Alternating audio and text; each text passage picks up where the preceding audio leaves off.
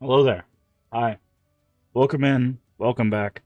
Welcome to this, the 10th of July, 2026. Hopefully you're doing well today. You can probably tell by the sound of my voice that, yeah, um, I'm still getting over being sick, and that is also why, um, we are starting so late. Um, I tried getting up this morning, and it was not working out for me. It's not working out for me. So we are starting very very late. We're starting basically when we would be maybe basically a couple hours after we would be ending. Because again, as you can tell, uh, it is I'm not doing great. Um, but we'll try to get through a stream. We'll try to get through a stream, but. We're back. We're going to be doing some more Fatal Frame 3, The Tormented. You can see it right there. We're going to be continuing on with that. Hopefully everyone else is doing well today. Um, uh, yeah. Um, sorry, I'm just checking some stuff. There was a bunch of stuff that I saw um, going on, and I was just when I was trying to get up. It's been a hectic day. It's been a rough morning. Um, I've got some stuff I've got to catch up on. I've got stuff to do. It's just, oh, honestly, I probably should have taken the day off streaming, but I really want to play this game. That is my favorite Fatal Frame game, and I really want to play it. I really want to continue our playthrough, so that's what we're gonna do. So, um, I do apologize uh, for the lateness. Hopefully, as we go through the stream, things will get a little bit better. But yeah. Um, hey Void, how you doing today? Um, hope you start to feel better. Yeah. Well, it's weird because like yesterday, I was feeling all right by the end of the day, and then this morning, I just didn't have the energy. Um, and then I just like okay, I'll lay down for a little bit longer, and it's just not come back to me. It's just not come back to me. But that's fine. That's fine. We'll just do what we do. We'll just do what we do. As for what we're gonna be doing, like I said, we're gonna be doing Fade Frame 3. I don't think we'll get this done today. Even though we're like I think it's like 11 or like 12 chapters or so, 12 or 13 chapters. I don't remember how many chapters there is. Uh, um, do you all get that Saharan dust up there? No, no. The problem. I think the reason why I'm getting all congested is we had like it was like 100 degrees and then we had rainstorms. So basically, what happened is it like dried everything out, and then the wind kicked up all of like the allergens and stuff, and then it like rained it down. So it messed up everything. Plus, I've mentioned before that I'm immunocompromised, so basically, at the start of spring, at the end of summer, and like right at the beginning of winter, like those 3 times of the year, mostly the first and last like times of year, but sometimes at the end of summer or like mid of summer, that kind of stuff. I tend to get like this because of the weather. so so I'm just very susceptible to this kind of stuff. Even if I don't spend a lot of time outside or anything. So it's just an unfortunate side effect. There's nothing I can really do about it. I take medicine and stuff, but it's just it is what it is. Um, but we will we'll carry on, carry on. Um, but yeah, I think we're gonna just go ahead and try to get into the game since we're already very late. Trying to think. Sorry, I'm a little scatterbrained right now. I'm trying to figure out if there was anything that I needed to do. Okay. And then I did need to adjust one thing. I noticed that when I moved my camera, I also forgot to move this. By the way, this is just the intro cutscene. It's not spoiling anything.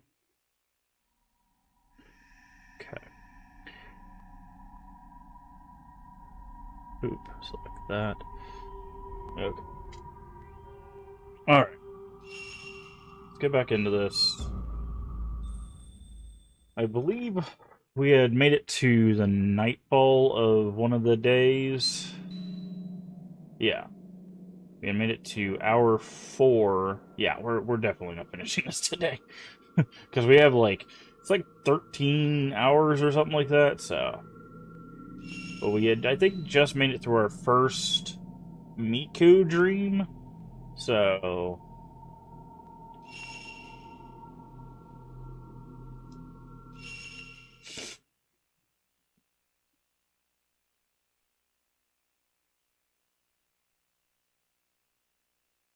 So that was. Because I think we still have to.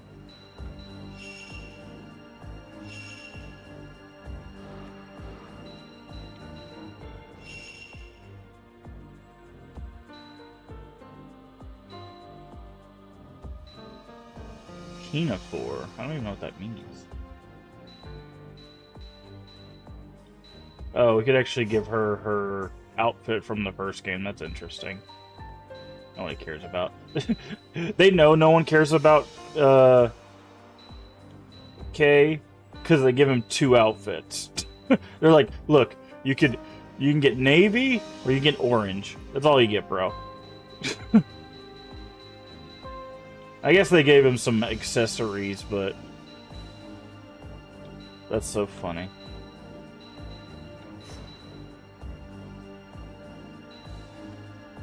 Upgrade lens crush. Oh, there's some conditions for. Oh, it's probably like beat it on normal, beat it on hard. Interesting. Festival, infinity. Huh. Interesting.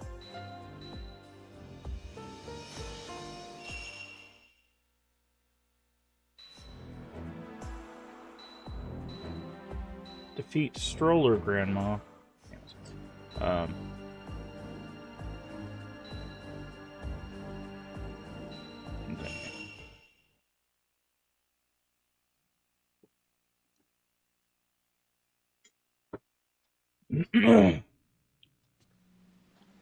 So, I think we had a few things. I think we had some film we needed to develop. Let's... Okay. And I think we needed to listen to a cassette. First, we need to talk to Miku. Oh, that's not good.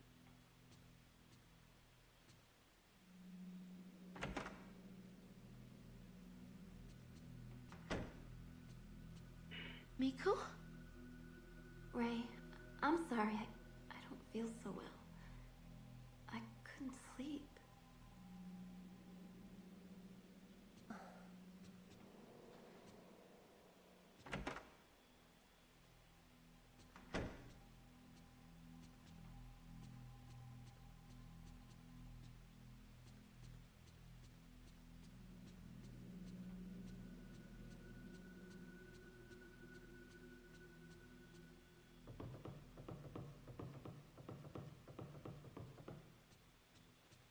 You see it? Ah, we didn't get the camera. There were feet underneath the thing here.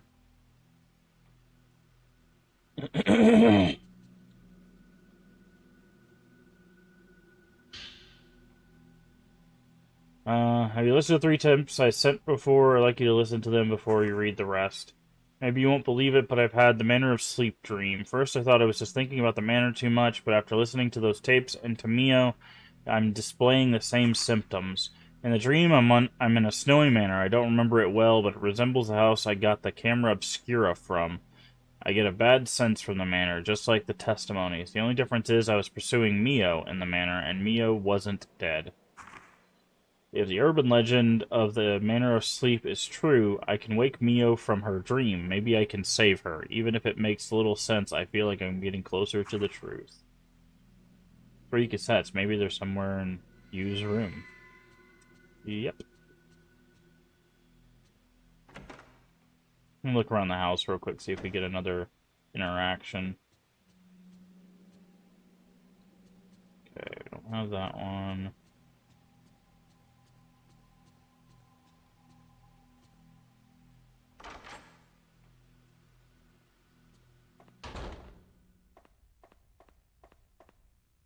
Okay, we don't have anything to develop now. Has the spot gotten bigger yet? No. Okay.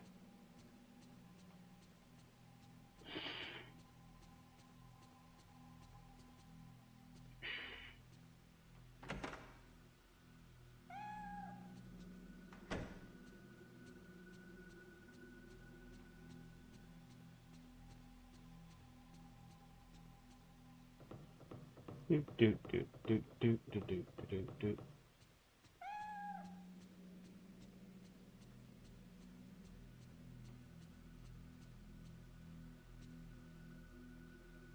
Alright, so somewhere in this room is going to be cassette. Thankfully, I know where they are. Okay. Oh, maybe they're not there yet. There's a hidden attic space we'll go into eventually. Urban legend, this source. Hey, Energize, how you doing today? Psychiatrist recorded the medical condition. A lot of background noise originally recorded on the gramophone, but the content is great. Not quite anthropology, but I think you'll be interested too.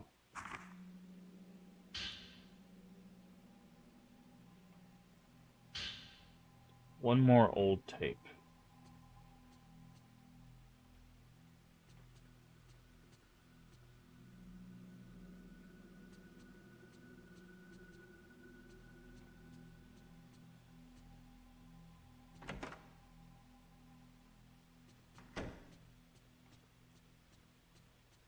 Alright, so now we need to go back to our room and listen to some cassettes.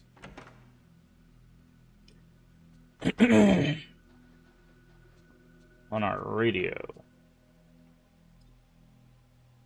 Manor of Sleep A. In my dream, I saw my mother in that manner.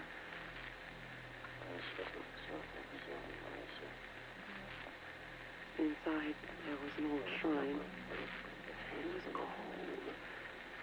Snow was falling. I could hear a song. There were so many people going into the shrine. It was like a funeral procession. I could smell incense burning. Everyone was hiding their faces. My mother was among them. No matter how many times I called her, she kept going further and further. And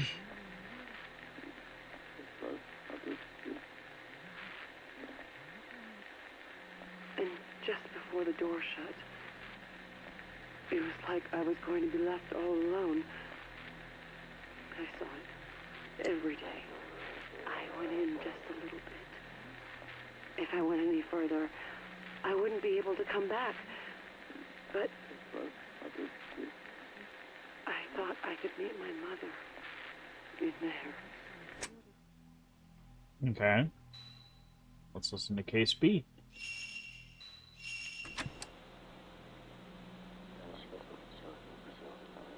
Yes, that dream. I dreamt of the manor. Yes.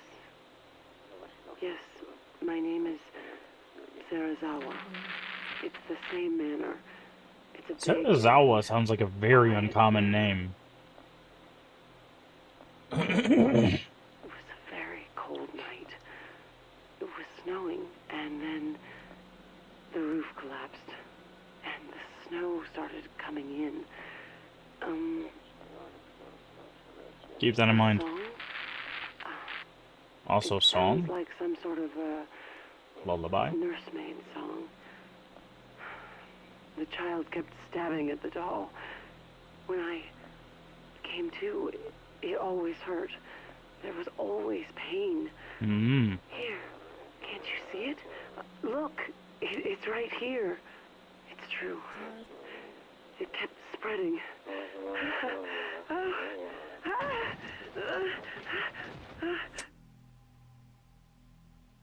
So that sounds very familiar, based on what we've been interacting with. Testimony of persons having same dream 1.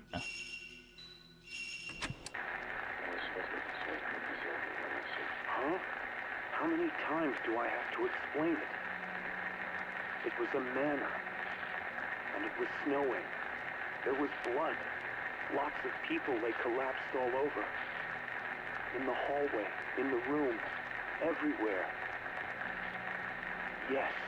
We have not been to that in room. white clothes, but he had no face. We There have was seen a him, hatchet though. And blood on the walls. I always ran as hard as I could. So far. We have met Hatchet Man. Lots of hands came out of the walls. But when I came to, somehow I was the one chasing the man. That's right. That woman.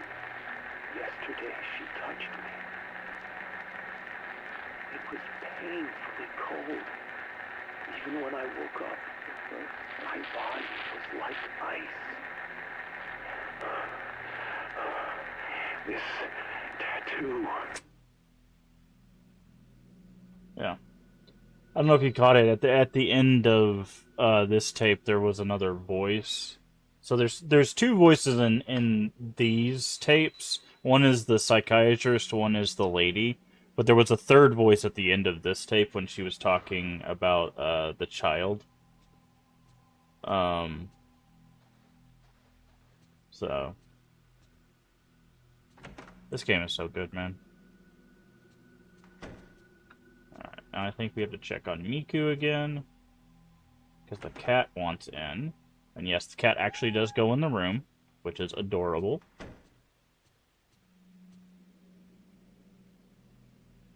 Do I believe in ghosts? I'd like to. I don't see any reason not to, but I look at ghosts in Aliens in the same light of the idea of like I think there is a reasonable doubt for them to be in existence, but like there's also reasonable doubt for them not to be in existence. Like it's kind of the like Pascal's gamble, right? It's the except that's about religion, but it's the idea of like there is a non-zero chance we have spirits, right? Because we don't know how the afterlife works. And we have no way of interacting with it. So there is a chance that there are spirits, there is an afterlife, right? And that's kind of what leads into how I view spirituality as well. I feel like the people that use spirituality as a positive catalyst for their future, like they use it to give themselves hope as a motivator to be positive influence to the world around them. I think that's a good way to use spirituality. The people that use it as a cudgel to harm others is a bad way to use spirituality, right? And I feel like it's the same way with like spirits. Some people will be like, oh, they use it as kind of like a grift or a like, oh, I'm gonna do this to get views, to get clicks, to get people, like the TV shows. They live it up so that they can make shows and stuff on it. It's fun to watch those things from time to time. I've watched a ton of like ghost hunting shows, but like the people that like legitimately want to like scientifically approach those things and go, okay, if we could prove this, that would give people hope to see their ancestors, right? To establish that there is a hopeful afterlife for people for people that do live a good life, right? So there is something to live for some people, right? And it's kind of like that, right? So like I guess short answer yes, but in a more nuanced answer, kinda. Like just had a strange dream, that's all. Please don't worry about me. There's genuine valid conception of things through the lens of ghosts because it's difficult to really comprehend and understand the absence of someone who used to be present. Yeah. Yeah, I think that's what I mean by being hopeful, right? Like it's the idea of like there are genuinely people that like have a positive impact on your life that I think we would love to see again, right? And having that hope for the afterlife can be a positive driving factor in like your own like character growth, right? And also holding on to that and having the belief and like this is this is what so and so would want for me, and stuff like that. I don't know. I like I said, I feel like ghosts and spirituality obviously have like a lot of overlap, so you can't really have one without the other because it's directly like correlated with the afterlife, right? So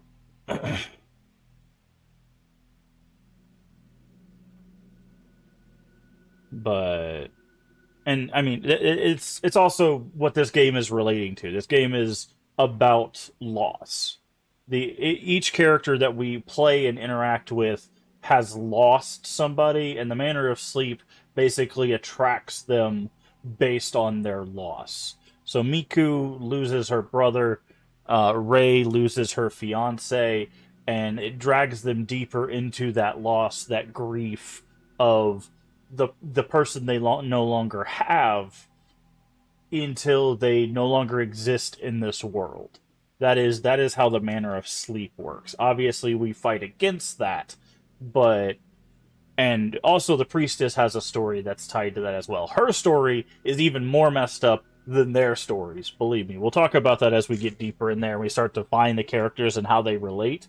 But it actually kind of goes, and that's part of the reason why I love this game, is because it talks about that. The priestess's job, which we haven't got to that point, the tattooed priestess's job is actually to take on other people's loss. The reason why she has the tattoo is she literally physically takes on the loss of other people that are dealing with stuff like what Miku and Rei are dealing with. The loss of family, the being alone and stuff like that. So, and then there's this. Now we have the photo. Where'd you find this photo? Brothers albums. My brother worked with the same editing team. Okay, so yeah, this is us again making that connection between Mafuyu and Kei.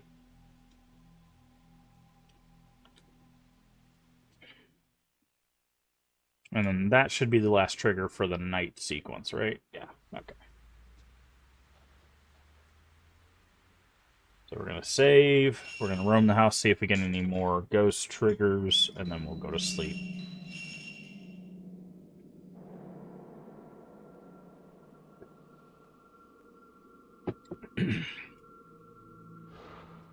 But also, yeah, there's a lot of things that, like, the human mind... Hold on. I need to listen to make sure there's no sounds. Okay. Because sometimes ghosts will make sounds, and they'll tell us where they're at in the house. There's a lot of things the human mind can't comprehend. Like, it's very hard for us to even think of the physical concept of $1 million, right? What does $1 million look like? Okay. Sorry. I stop and listen on occasion because sometimes the ghosts will make noise. Ray, you've been working too hard. You should get some rest.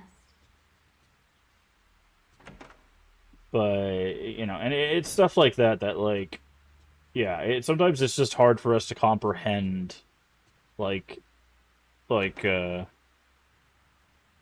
uh, like was said in chat, the idea of the absence of someone. It's just like that person is no longer here, and that absence is very difficult to comprehend because, especially if they've been, a key part of your own life.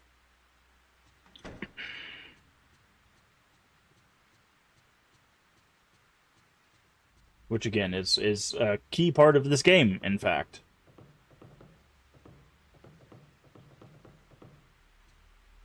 Alright. I didn't get lucky enough to take a picture of the ghost that was hiding in the storage. There's our cat. I think at one point the TV turns on.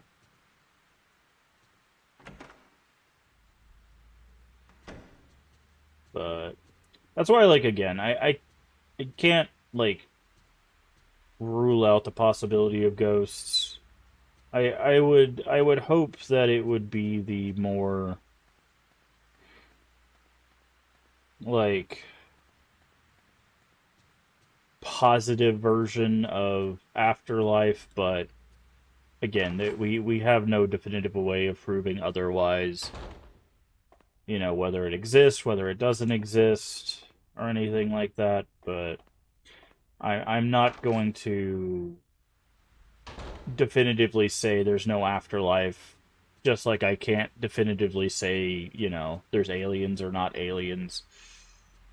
Our government keeps saying, here's our evidence of aliens. So,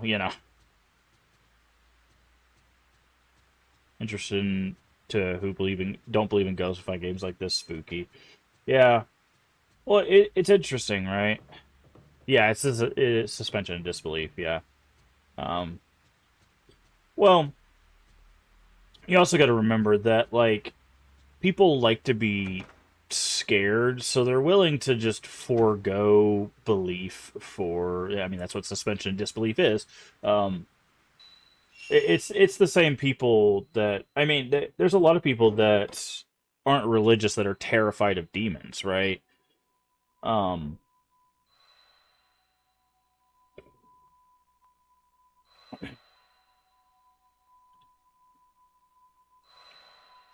or if best when something to happen and it just hasn't yet. You don't know. Oh yeah, the tension building.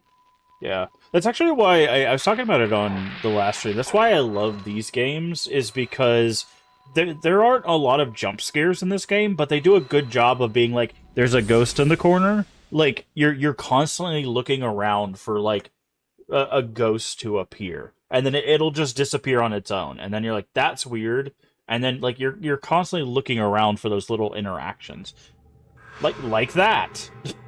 Also, we're playing K now. Meet the worst character in the game. Instructions for hide. His special ability is to hide.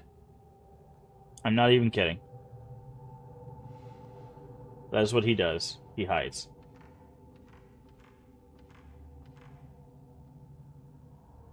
Which, given what's walking down this hallway, I don't blame him. That's what made Silent Hill 2 unplayable for me so long. I got stuck in a hallway where the radio's buzzing and I can't see what's waiting for. Yeah. I'm sorry. I'm so sorry. Just like me. Well, what's funny about this character, and we've talked about it a little bit before, we hinted at it. By the way, that was Mio. We just got done playing Fatal Frame 2. Butterfly Lock. We just got done playing Fatal Frame 2. Mio is the main character of Fatal Frame 2. This is their uncle. I thought it was their cousin, so I've been wrong, but this is their uncle. Never mentioned before, by the way.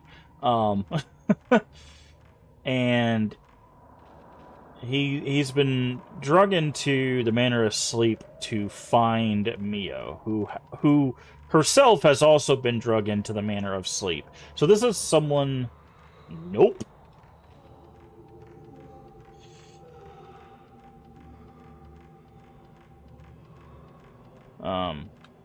The problem with this character is they do something very strange. So Kay is the only character in the game that can move heavy drawers, like chest of drawers, right?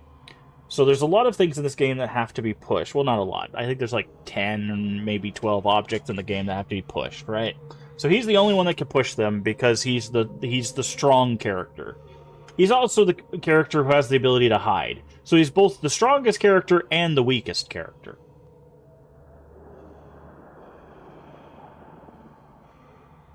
This character is abysmal. By the way, what I'm waiting for is that if you hear that breathing, that's what I'm waiting for.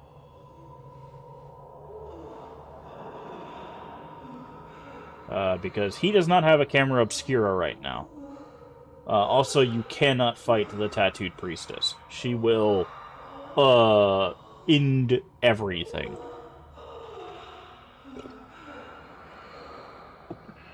She is much like the Kusabi from 2 and the what's the ghost from the first one? By the way, there's your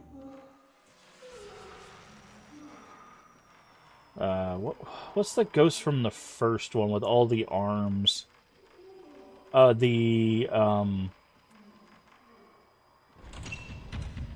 Okay.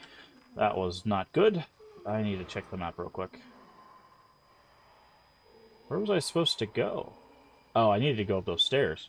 Oh, I might have just did myself in here. I might have had to run into the tattoo priestess. I might be able to dodge her. See how fast she is? She does not care, man. I guess we gotta go up here. But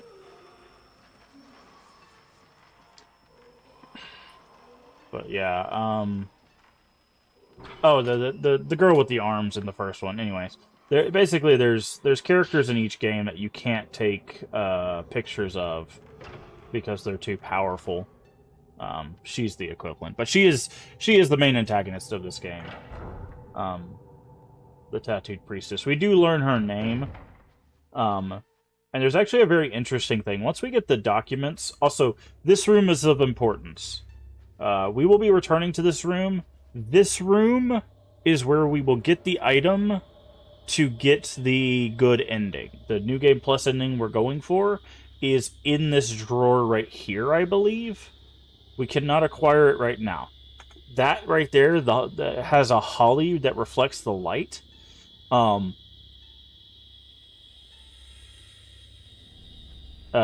ghost that's in this room,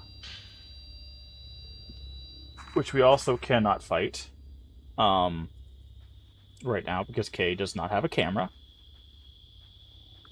She will drop the hairpin that goes into this that will give us the item that will give us the good ending. And if you're like, that seems random, she is very directly tied to the story. It is not just a random ghost in a random mirror. So I don't think he can go there. So we'll talk about that later. We can't do it right now. We have to. We're like 5 chapters away from even remotely being able to do that. So, can he go in here? I guess he can.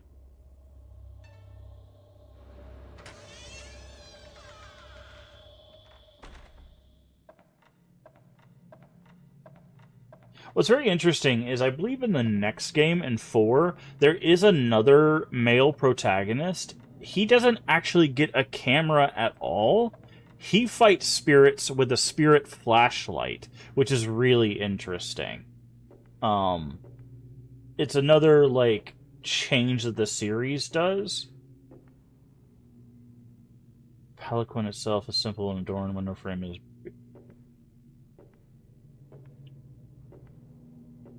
But I thought it was interesting. I thought it was interesting that like they don't actually other than Kay, who gets like the I can push things ability, they don't actually give the male protagonist any sort of like real strength. Because again, in comparison, Ray's camera gets like all of the power lenses and stuff. Miku gets the ability to slow time. Kay gets the ability to hide. Like that is his ability, right? So like in comparison, like the male protagonists in these games do not get anything of real note. I guess the spirit flashlight is the main difference in 4, but okay, I know we have to go this way. Did I take a wrong turn? Do I have to go this way now? But I found that interesting because a lot of survival horror usually do like the inverse of that, right? Okay. Yeah, as I was say, I don't think there's anything else. We should have picked something up, though. Okay, so there is a different path, though. It says we can go this way. Well, we can't.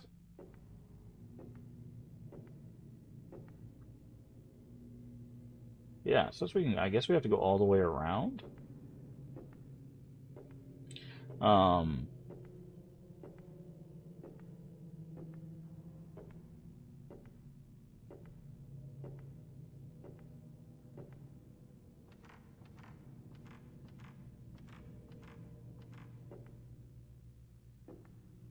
I think we need to go straight. I know we're supposed to acquire an item. Okay, I guess not.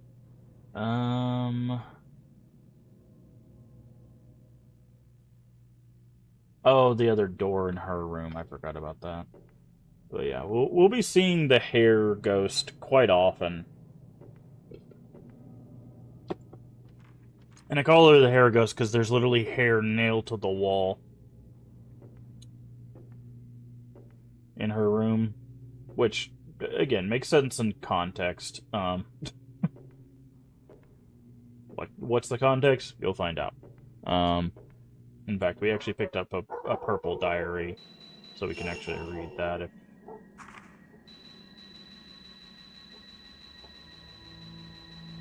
Purple diary. Now, again, this is New Game Plus. We actually already have that.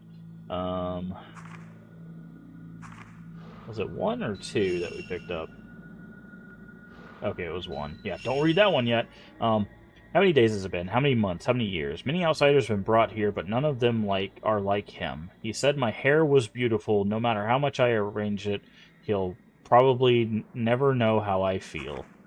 All I can do is comb my hair and wait for him. That way, when he comes back with his camera, he'll take my picture again. You might start to figure out why she's called the hair ghost.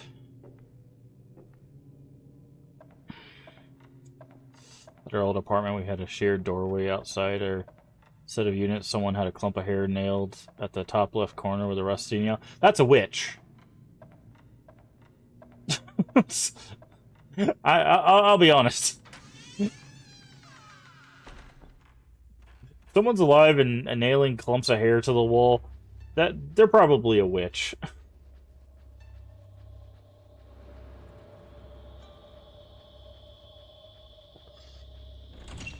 I'll say I don't think we can go through this door. Yeah, because we need the holly. Now, okay. Oh, we do have a camera.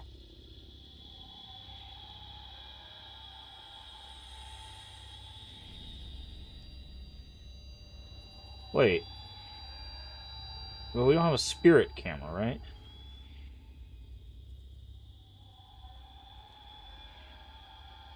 By the way, this is the hair ghost. She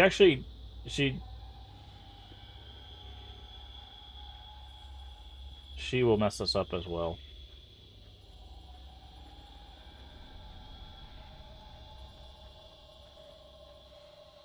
Don't remember. Same part where we found a pink wax pentagram inside the closet. That checks out.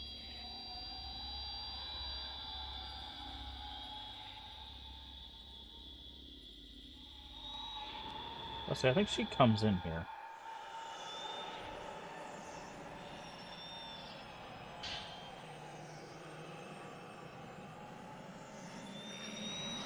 Nope. Bye.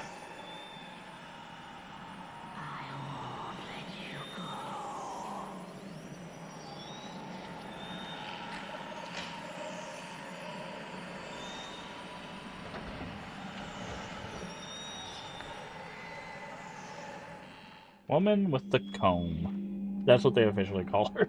Until we get her name. We do get a lot of these ghosts' name later on, but... By the way, you can also see her room from here.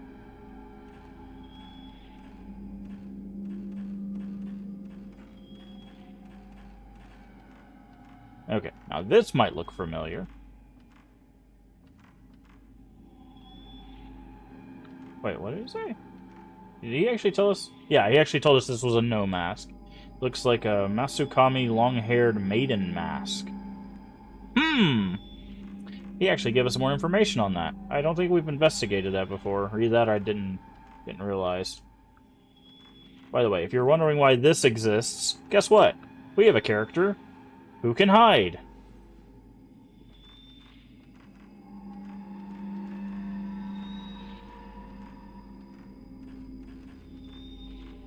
And he might have to do something like that very soon. Is this door locked?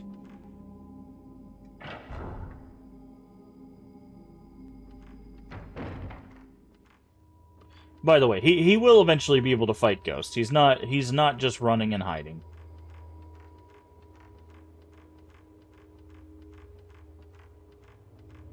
Although that would have been hilarious. He does get his own camera eventually. Imagine. You get two abilities, friend. You can run and you can hide. You can, oh, sorry, 3 abilities. You can push stuff too. Which, by the way, if you haven't figured out, that's exactly where we're going. We're going to go push something.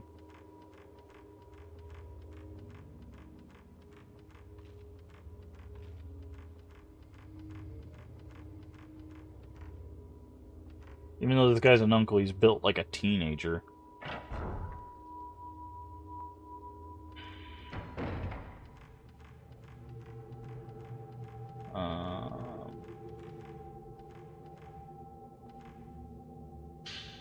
Herbal medicine. I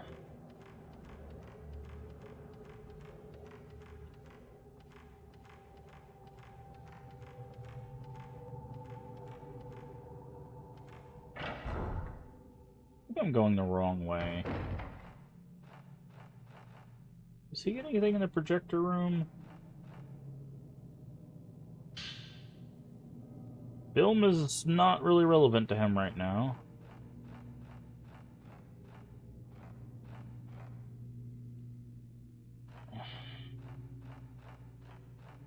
I wonder if I missed my camera. I do not like it when the filament pops up.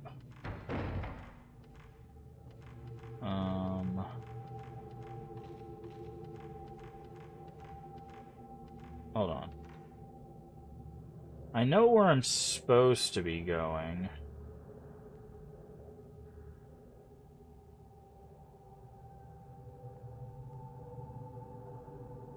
But I think I'm going the wrong way.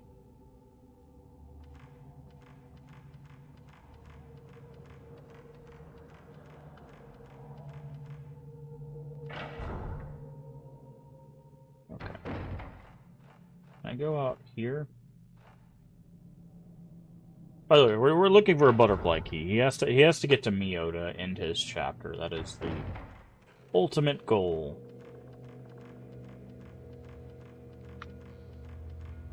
However, I believe if I go this way... You might be wondering, Why is this guy sitting here? Well, he too is afraid of what's coming.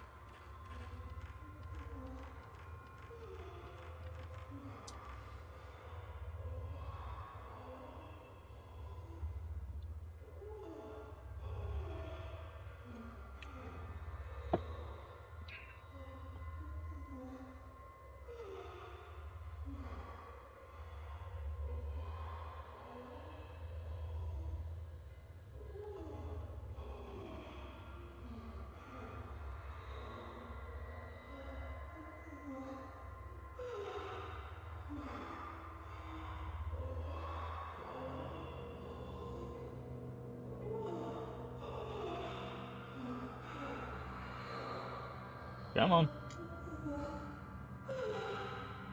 There she is.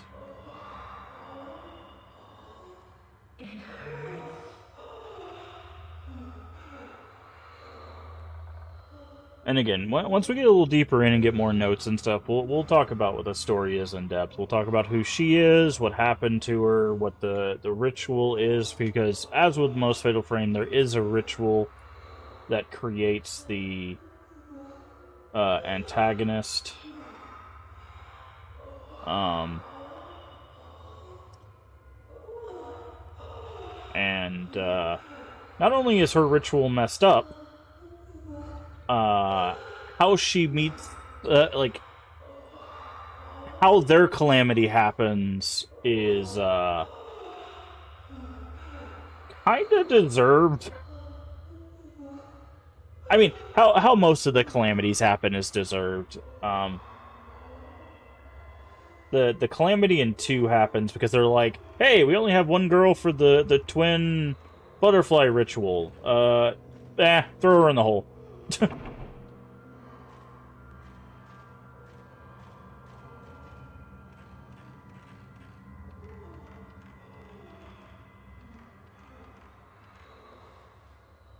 Can I not go that way yet?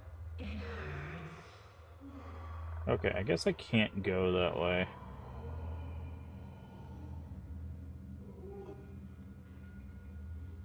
Okay, there we go. Maybe now it's open? But hers is, okay, so now we can't do that. Hers is, extra messed up. Because what happens to her, like, isn't even a part of the, well, the extra thing that happens to her isn't even part of the ritual.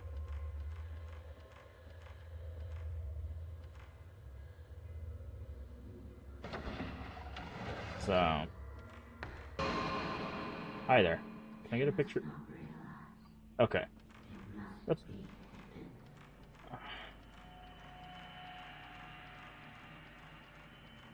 This part got us multiple times on the first playthrough, I believe. Because the way you have to do this is really annoying. So, this ghost is looking at a drawer.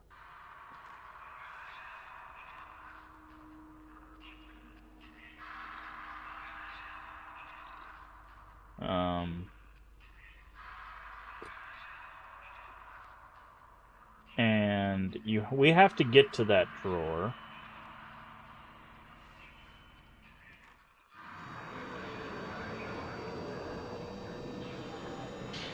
To get this. Folklore. Nearly half a month since I entered the mansion. She can't guess while we're reading. She's just loud. Still snowing outside. Once the snow melts, I'll be parted from Kyoka. I think it's Kyoka? Kyoka. Most likely never able to return. Men are not needed in the manor. If necessary, I could run away, but if possible, I would like to take Kyoka with me. The feeling is what keeps me here. Sometimes worshippers from nearby villages come here. All of them cover their faces, head into the shrine. Today's worshipper seems like a woman. She was holding a child-sized bundle. It looked as if she was crying. I can also hear that lullaby. I wonder if the ceremony is like some sort of funeral.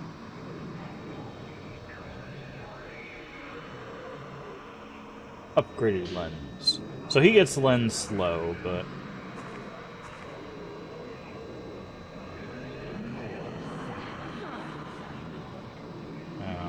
Now for the annoying part. This is why she's annoying. She throws hands at you.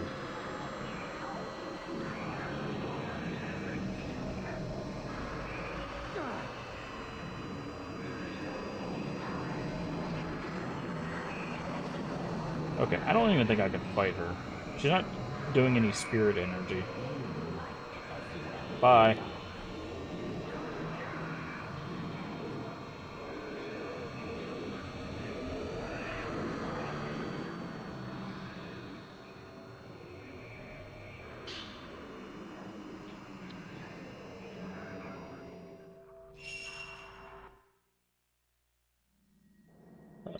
Tools, we need to heal.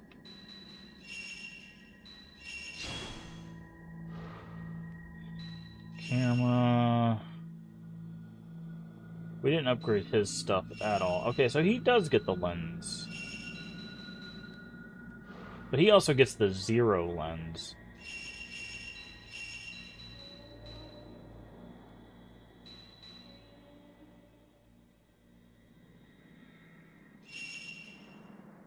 That's what it was. I was like, I know he gets lenses or something. Yeah, we're not.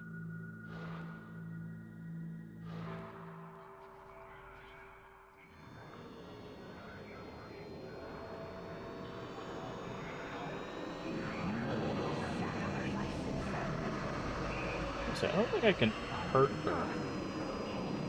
Okay, I'm just gonna leave. I'm just gonna get on out of here.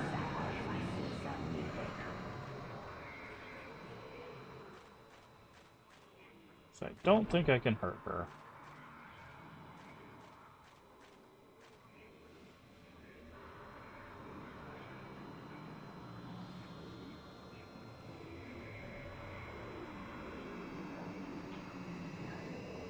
Did she find me over here?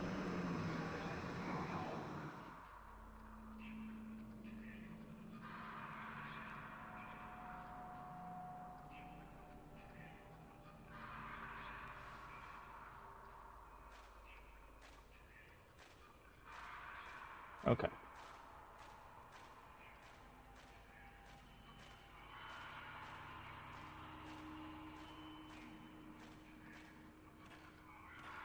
So now we have our camera, now we can fight back.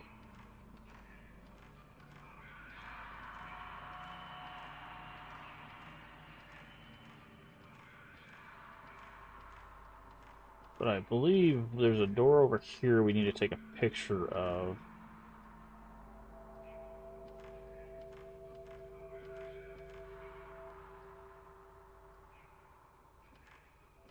Is it this door? Yeah. Now we have to go back to the mirror room. So, based on the note we just read, we figured out that the person taking pictures, well, based on both of the notes, the person taking pictures is the one that told her she had beautiful hair and also wanted to stay with her, but he was going to have to leave because they don't let men stay here.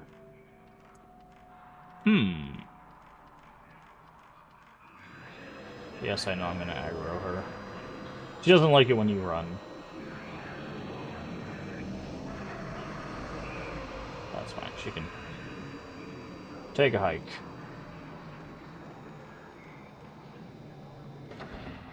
Once I leave here, she'll leave me alone.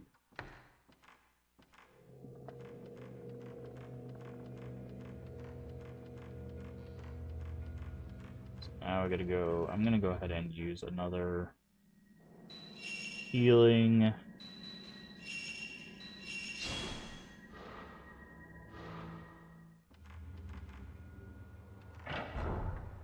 Right. We go here.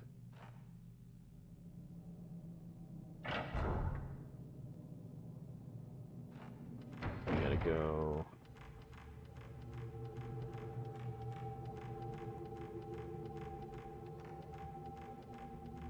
over here.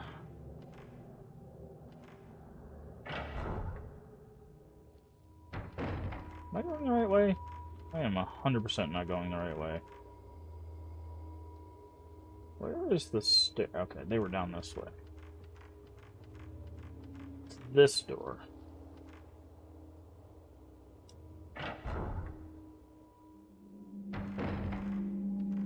Alright.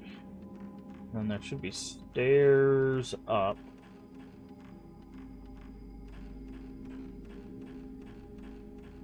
And now we should be able to fight the hair ghost for the first time. She will be a recurring character because she is very important to the story.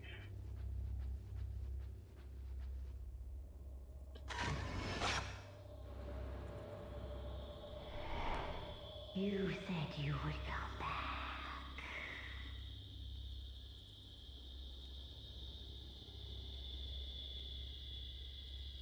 She is also a colossal pain in the butt.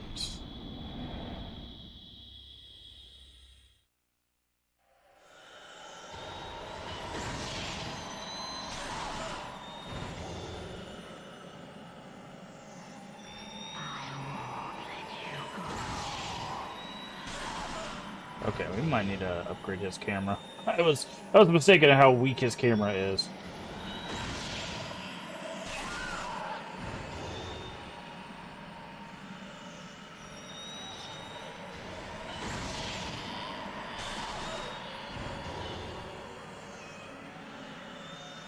By the way, these are the attacks we want her to do. She has some other attacks, and they are really annoying to deal with.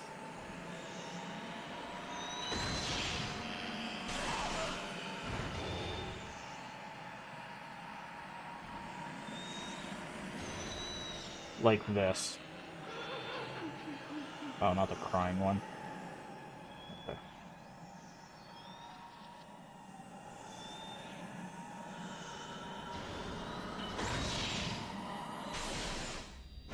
Okay, cool. There we go. She just got a name for who the camera was. Okay, camera. We just got 15K. How much is it to upgrade? Sensitivity, max value. Not enough.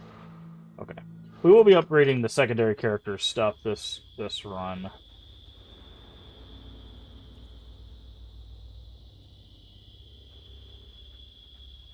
Alright. I need to... Give me just a second. While we have this break, I need to do something real quick, so...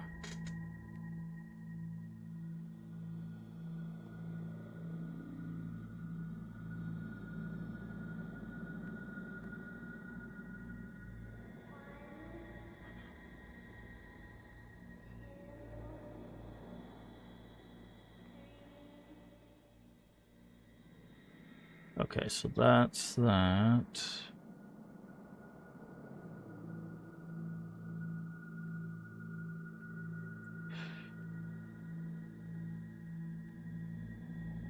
Okay. Alright. Sorry, I just had to check on something. I'm good. Alright.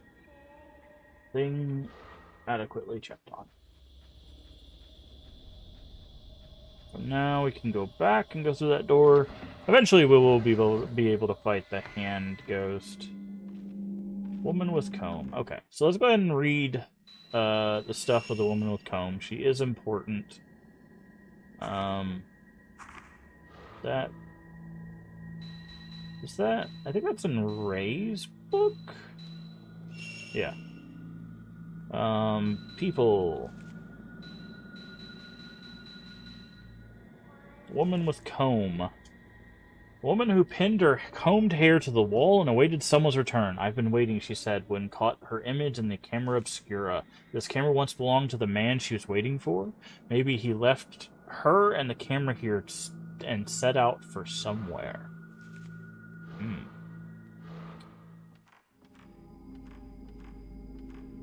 Okay, so now he's going to make that jaunt back. I think what is the quickest route? It's this room, right?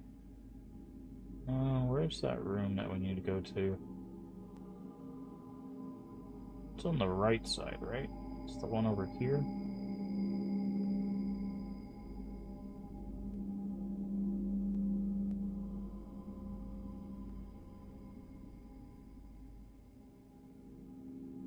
Yeah, it's this one. Okay.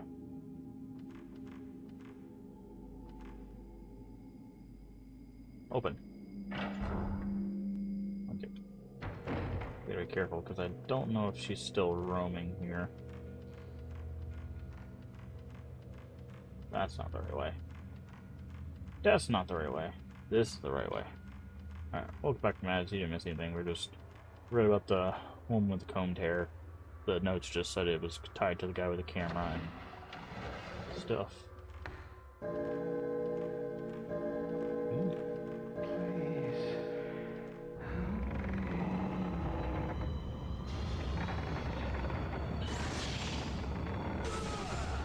We're gonna take these fights because we do need the points.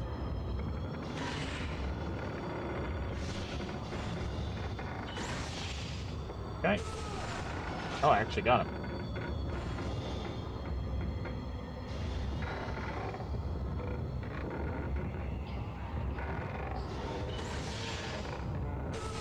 That's kind of surprising that I got him, to be honest.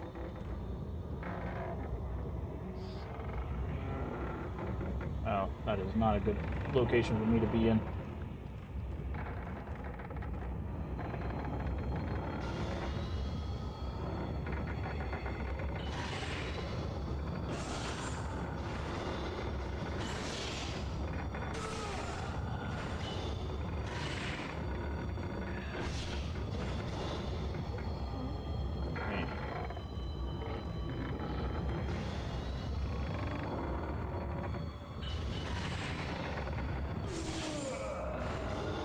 Okay, that's one.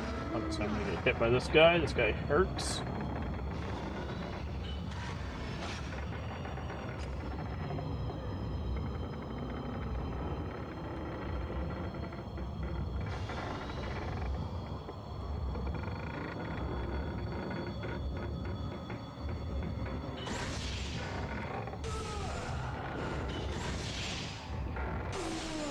Face him down.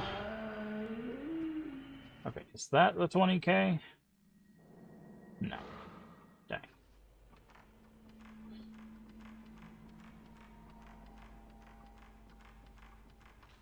Alright.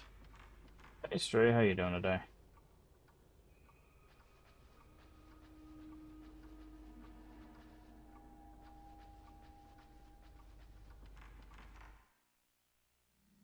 Alright, we need to use our healing.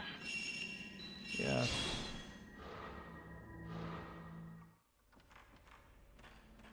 Bira and well, make sure you hydrate and take care of yourself.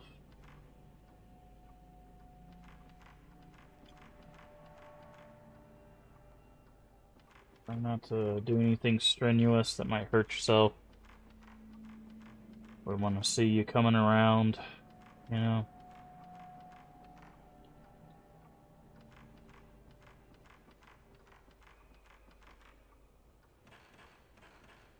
I was for a long time. I was actually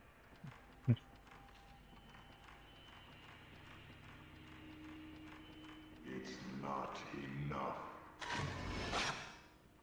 take a picture of this guy. That guy might look familiar. That's our cleaver friend.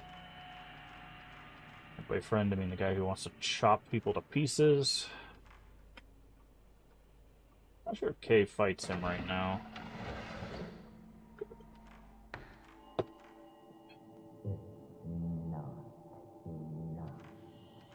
Is this open yet?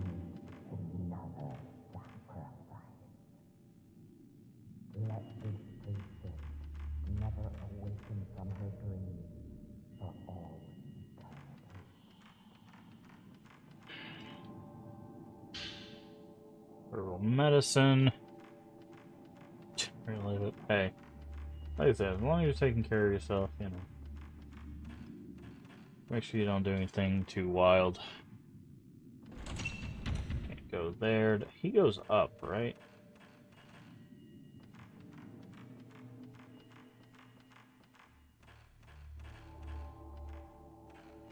So Miku went down, I believe, and he goes up. But this is where we get the first use. Ah, the Impalement Tome. The pain engraved in the tattooed priestess becomes a dream and eats away at her soul. The pain, or the attachment to this world, is impaled as a doll dyed in soul ink and enshrined. Then the handmaiden song must be sung, and the prayers must be said for the priestess to lay in peace. The impalement is the duty of the handmaidens, which are the little girls that we saw. The impalement room.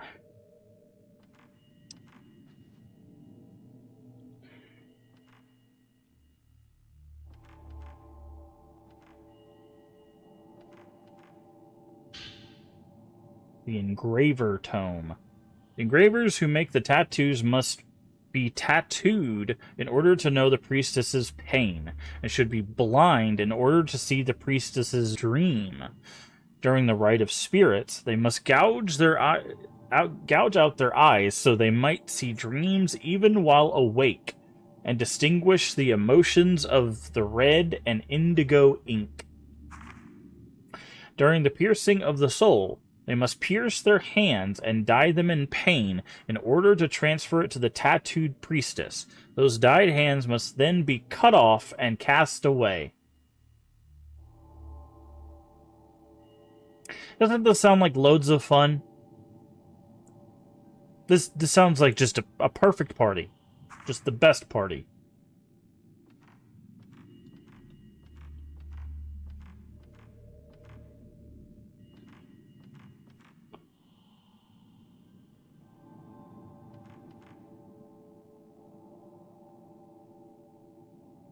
Here we go. I can make out a few words. Peeling, surrendering of the flesh, shrine maiden. Yeah, we'll figure out what that means here in a second. Piercing of the soul. Maybe I get the film to play on the projector. Okay. You might notice there's this weird bookshelf right here. The Taboo Tome. A tattooed priestess must lose all her attachments to this world during the rite of commandment. For this reason, those who enter Kuze's shrine must be sure to cover their faces with masks and carry out the ceremony without feeling. It is especially forbidden for the men to enter the Kuze shrine without concealing their faces in order to keep the priestess's heart from stirring. Yep. Alright. Is this this side?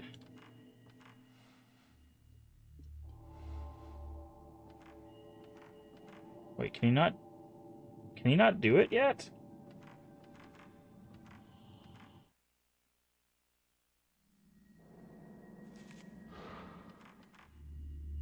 He's supposed to be able to push things. I guess he can't do it yet. Or does that one fall over? I don't remember.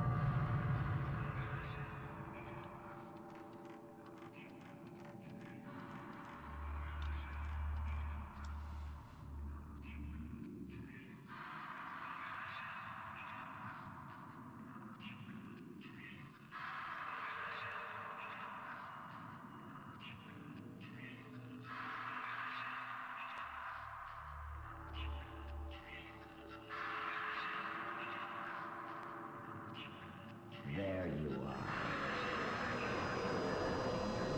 Nope. Bye.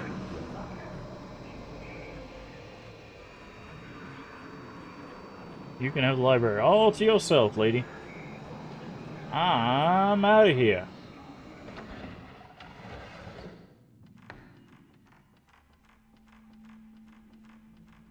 Not that way. Alright, now we gotta go all the way to the other side to get to the projector room.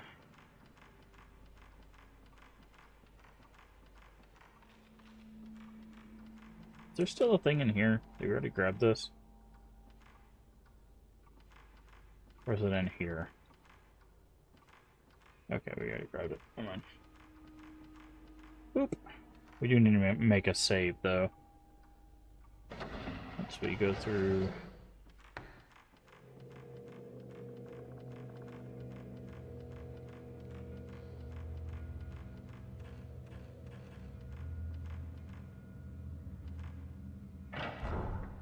We're gonna get chased, right?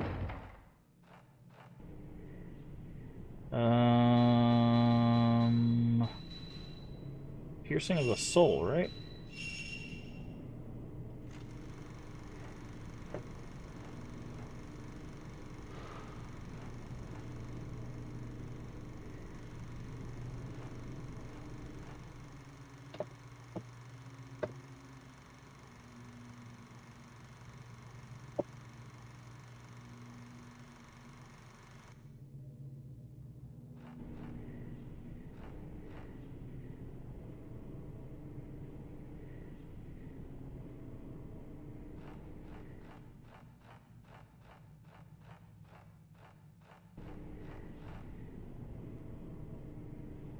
Oh, there's a... Okay.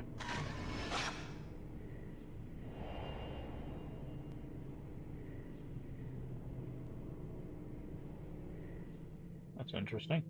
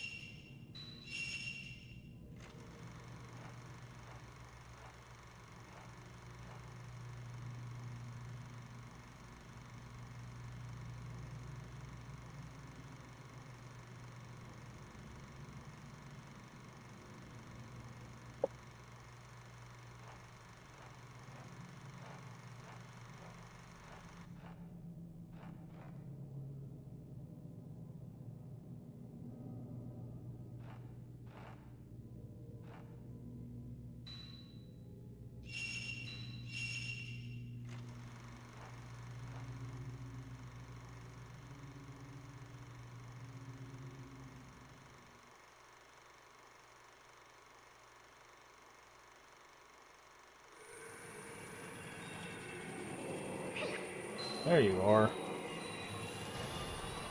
was wondering when you were going to show up.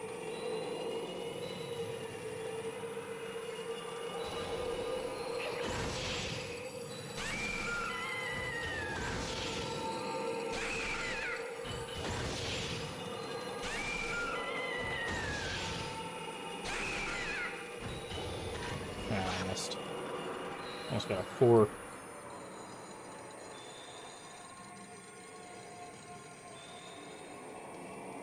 There you are. Come on. Are you hurt? No, don't do that. Hate that move. When they do "Are you hurt?" they pop out of the floor. Like moles.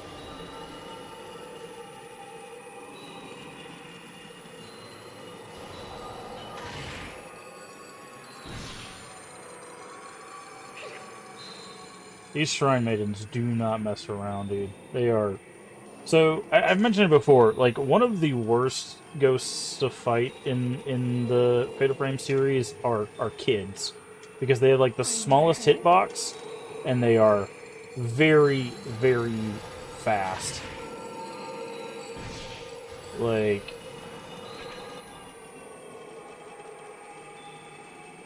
They usually have very quick, like... grabs and stuff. Are you hurt? And they do stuff like that.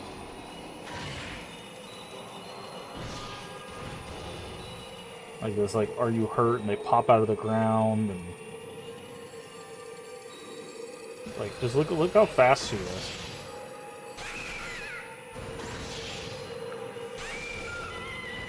I'm not gonna be able to hit her again.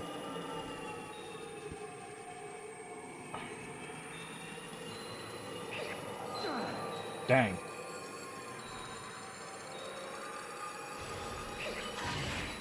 See, and she could do that too. She even has a fake out, dude. That's crazy.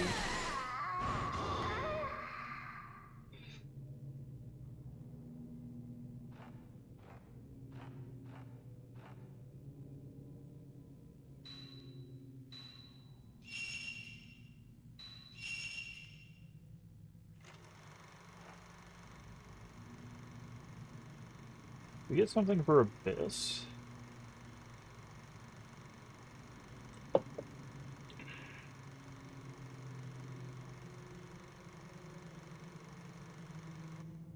No.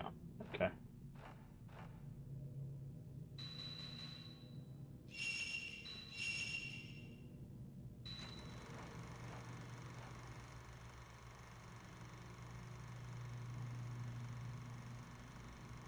It's commandment.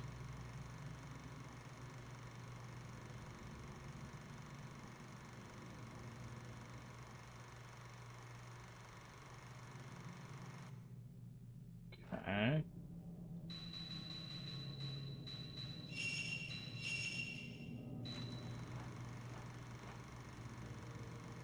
Okay, we're watching a film about us watching a film.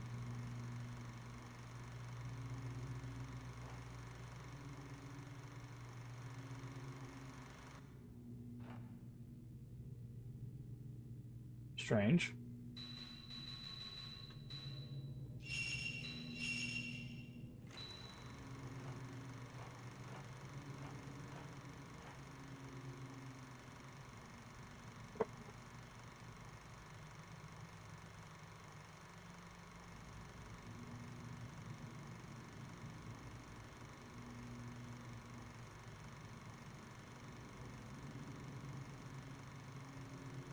Okay.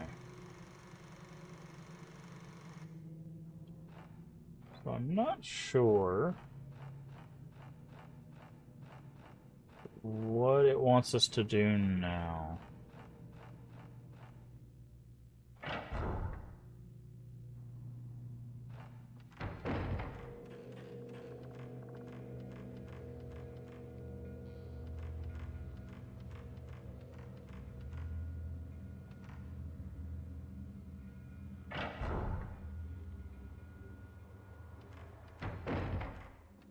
We can go save. Which would probably be for the best, honestly.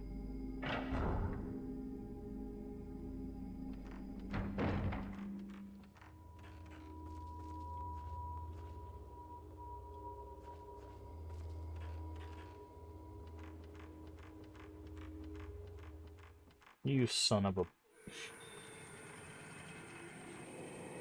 Who's fighting me? So another... That does not sound... Yeah, that's what I thought. I was like, it's another Shrine Maiden, isn't it?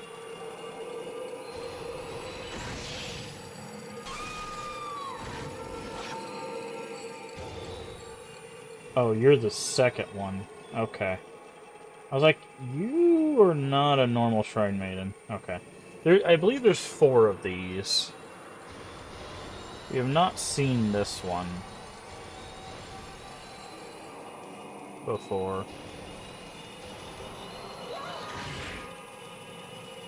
Still gonna hit you.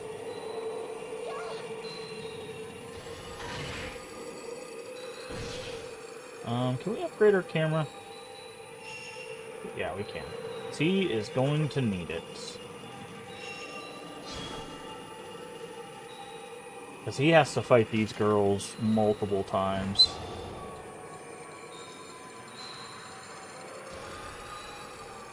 Oh, I remember this. We tried upgrading his camera and it didn't do anything. That's what it was.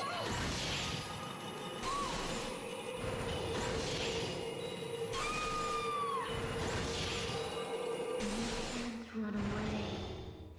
You can never run away. That was one of my grievances with this game, is you can upgrade his camera, but it doesn't do anything. Or at least it doesn't act like it does anything. I think it technically does more damage, even though it doesn't show that it does more damage. I might have looked it up.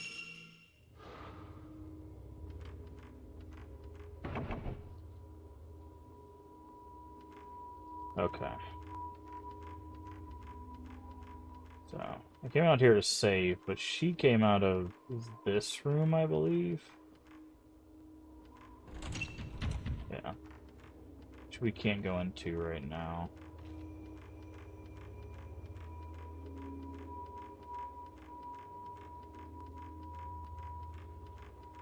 I can't remember. I believe it's Kay that has to go to all 4 of the Shrine Maiden rooms. Later on in the game, which is really annoying. Because he has to do these puzzles. It's either him or Miku. One of the two, and those Shrine Maidens are really annoying. Sealed by a strong power. Okay.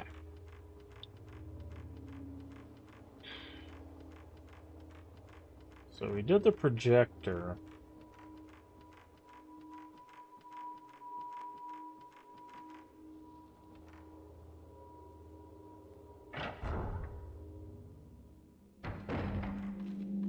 So now, can we go to that other room?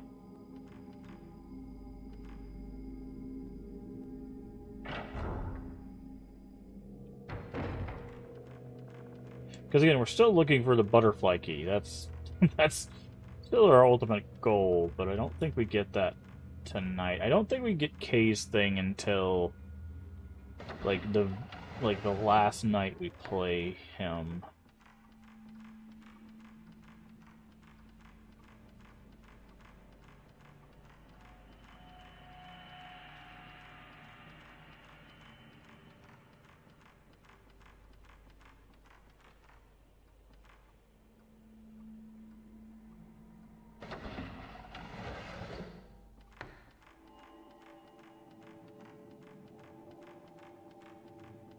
Is this open now?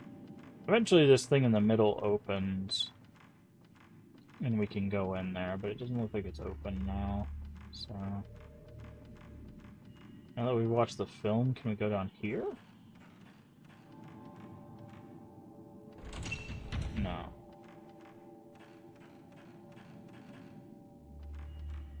Hmm.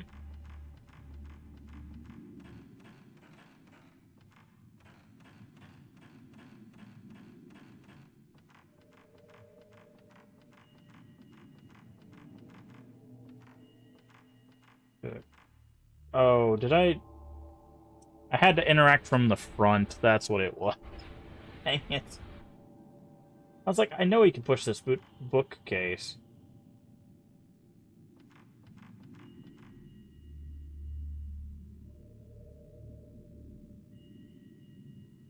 Offer up the tome of instructions written in the ink of etching the soul. There's the butterfly key. I'm such a dingus. Can we go up here?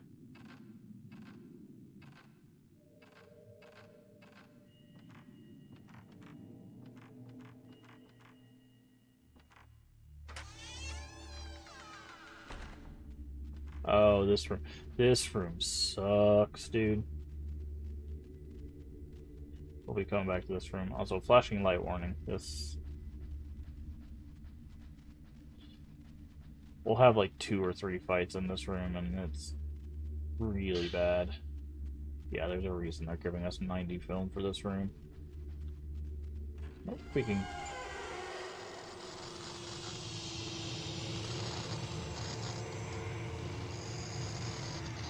that's not the tattooed priestess, right? That's just the tattooed guy?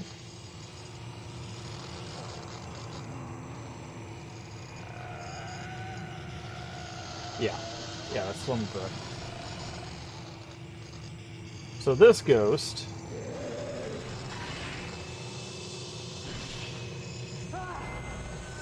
get off of me. Okay. So this is... sorry, tattooed women. This is not that guy. One of the... so this ghost is really annoying. For a few reasons.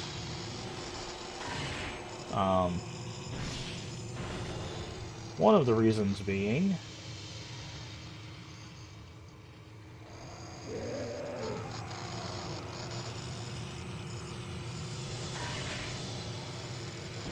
she has a grab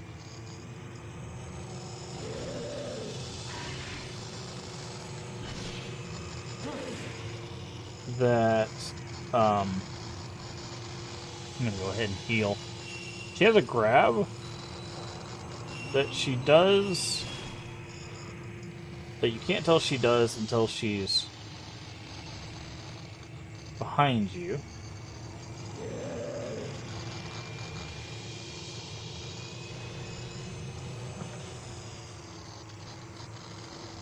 Where's she at?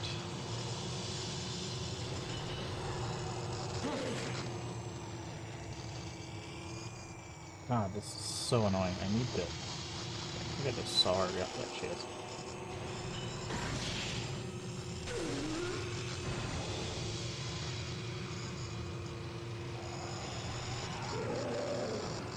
Okay, so she's actually good, easy to combo. Oh, of course, now she dies. Yeah. So these are the people we read about in that book that have to be blinded to do the tattoos and then have their hands chopped off. Yeah. Not pleasant. But she will walk up behind you and, like, do the little, like, guess who it is thing. Except she's trying to pluck out your eyes. So it's the worst version of guess who it is. Because she wants to rip your eyeballs out.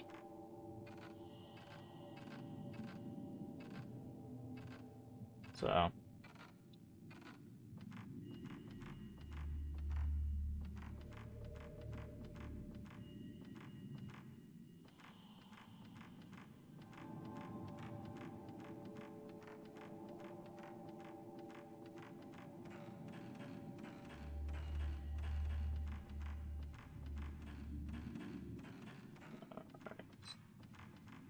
So now we have the butterfly key.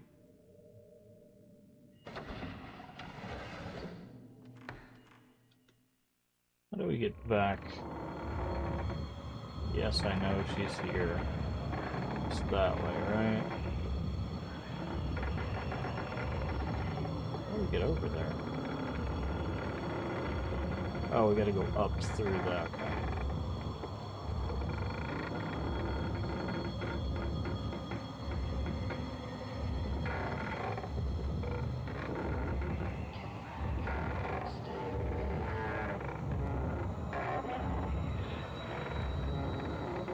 Where's she at?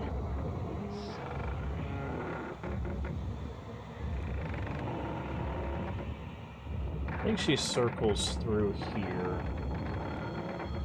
I don't remember where she is.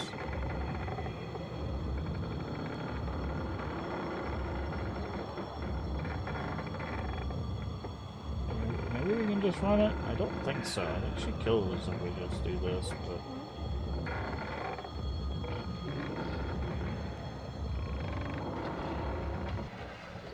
Okay. Never mind. Bye. Okay, so we have to go... I believe we have to go back through the hair ghost room.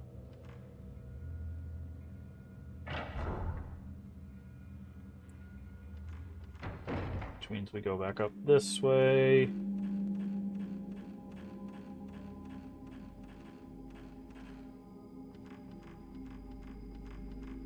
I think she'll attack us again.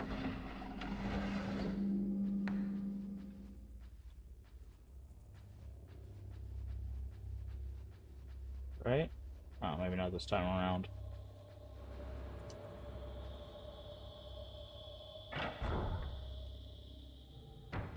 Okay, and then we go down.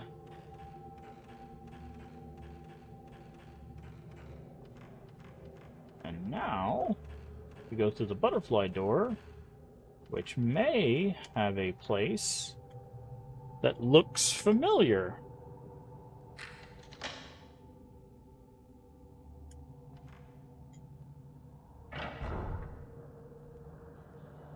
So we just finished doing Fatal Frame 2. This room may look a little familiar. This room is the... What the hell happened to our Elgato? Why is it so dark? I want to go too. So we can be together again. Oof. It was a promise, Mayu. No, let's not do that. So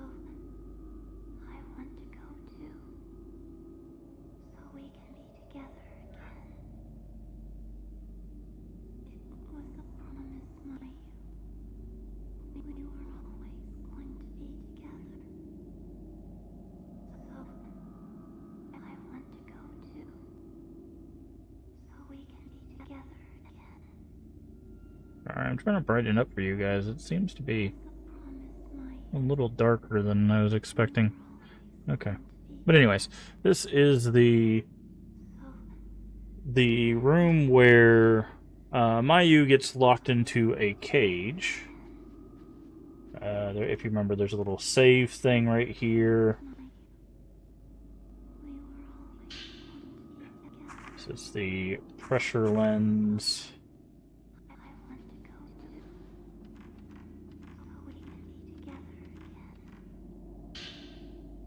Stone mirror.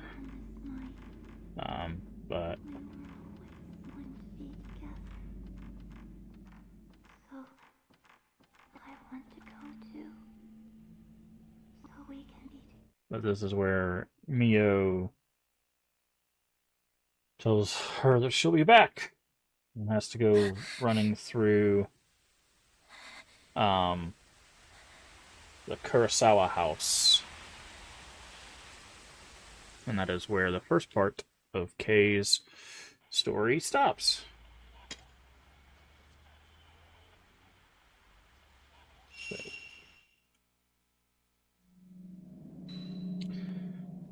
So that's another reason why I like this game, is because, again, it takes all three games and puts them into one. Well, pieces of the first two games into this one. Well, it might be interesting. Okay, I do hear something.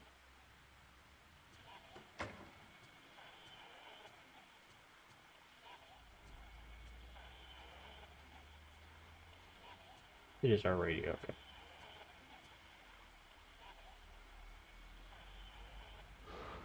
No?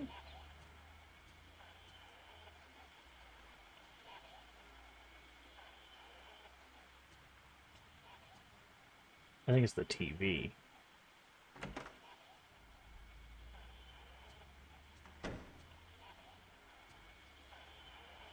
No, it is the radio. Okay, yeah. I think it's the spirit radio.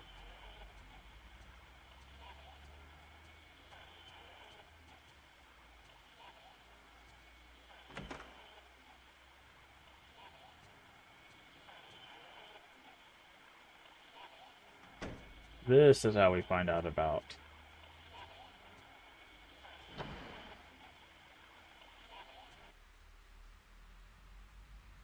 coming inside the roof. Yep. This is how we found out about the secret cubby space.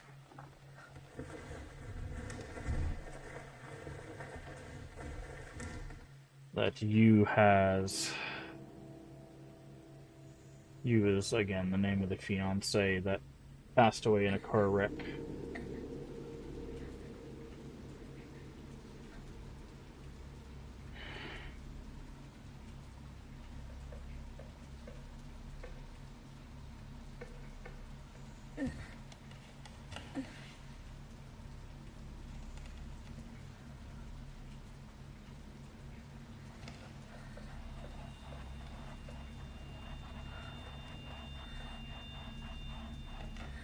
When I see spaces like this, I'm always interested because I'm like, it feels like there's so much wasted space in that void. I'm wondering, like, obviously it's for structural reasons, but like, is there not a way for them to utilize all of that space?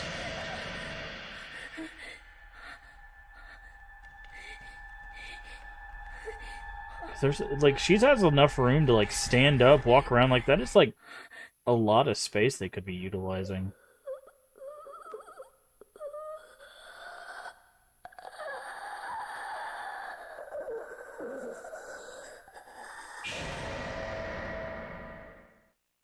Yikes.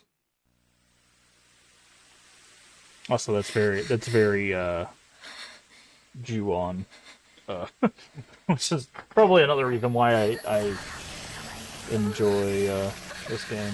Ju-on the Grudge, by the way, if you didn't.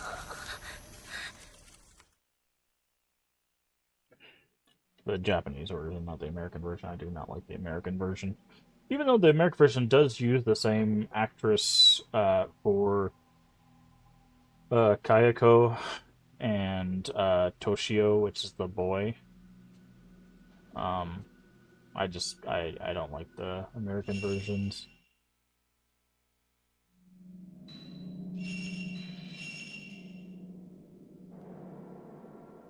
they're an interesting like change of the narrative though, because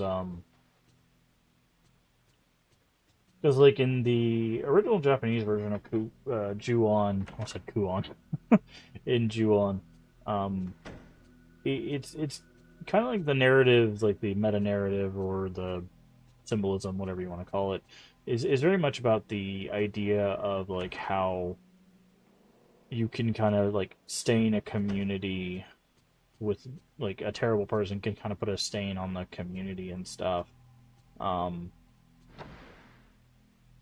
and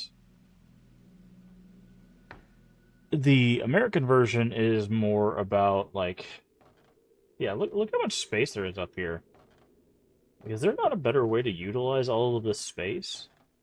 I know, very interesting. Spirit radio. Yeah, that's what I thought. I was like, I thought we got the spirit radio in this game. Radio transmission. This is another Aso Kunihiko invention. Spirit stones allow you to read crystals. We know this from the second game.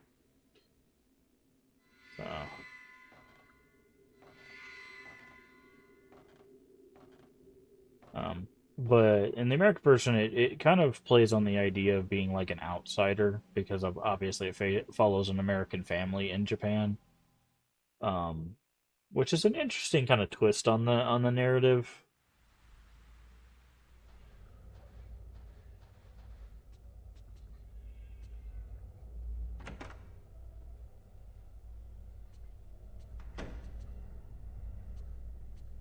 I should have checked around the house.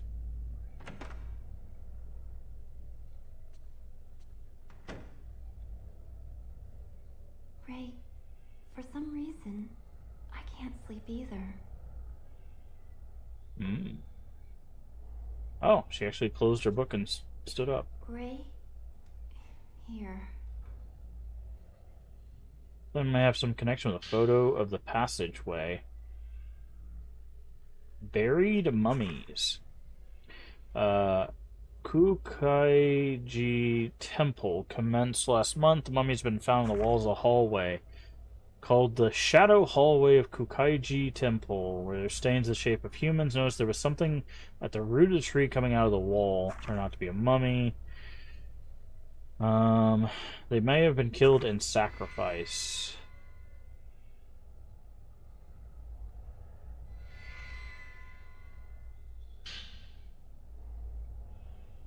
Many bones found in ruins.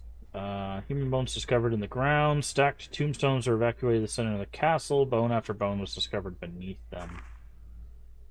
Okay, so those are the tombstones, and then the stains. Research about the abandoned house. Why don't you take a look?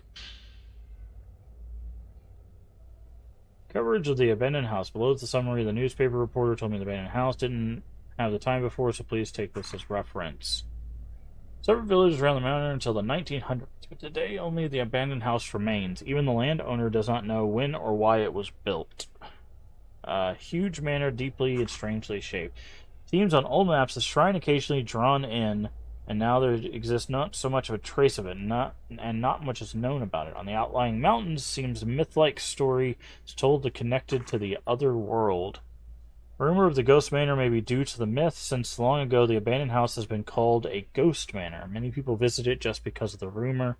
You can meet the dead at the manor. Further, that dead you meet will summon you to the other world. Connected to the other world is the source of a rumor. If you need anything else, just let me know. I thought we had more pictures to give her. It seems like you're having a lot of nightmares lately. Are you alright?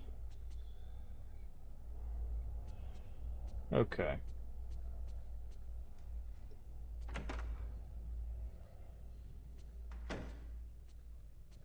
Let's see if we can get any more interactions.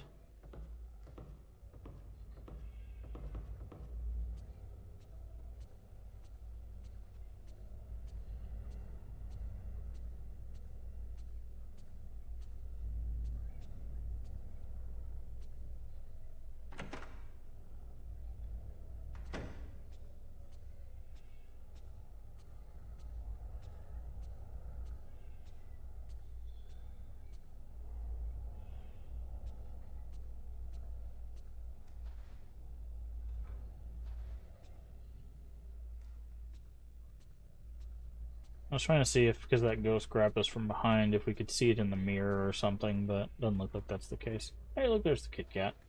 Sleeping on the pillows. Where's the cat at? Ah, the stain is growing larger. You see it now? I was like, at some point I know the stain gets bigger. Okay. Okie dokie. I think that is it for tonight. Time to go back to sleep. Not sure if we go back to playing Ray right now or if we do Miku again. At a certain point, it starts shuffling between the characters.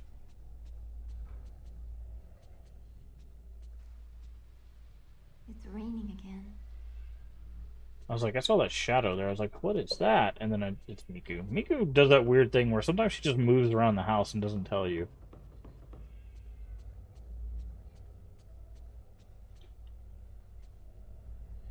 She is the jump scare. Alright. At some point as well, I think Kay will come by and he sleeps on the couch. Butcher. I believe it'll flash whoever we're playing. So this might be Ray? Because it showed the Butcher. Yeah.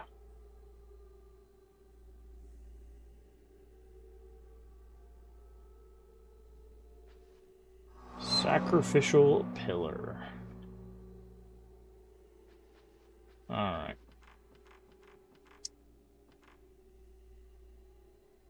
How many points do we got? 4,000. What do we need capabilities-wise? Nothing for us, okay.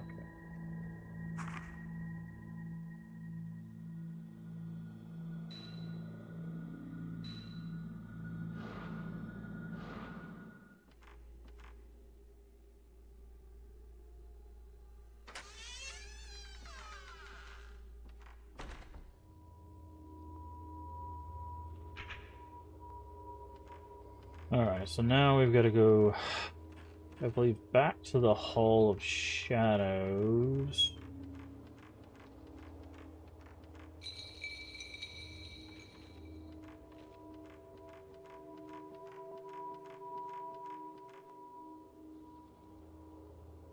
First, we have to take a picture of this.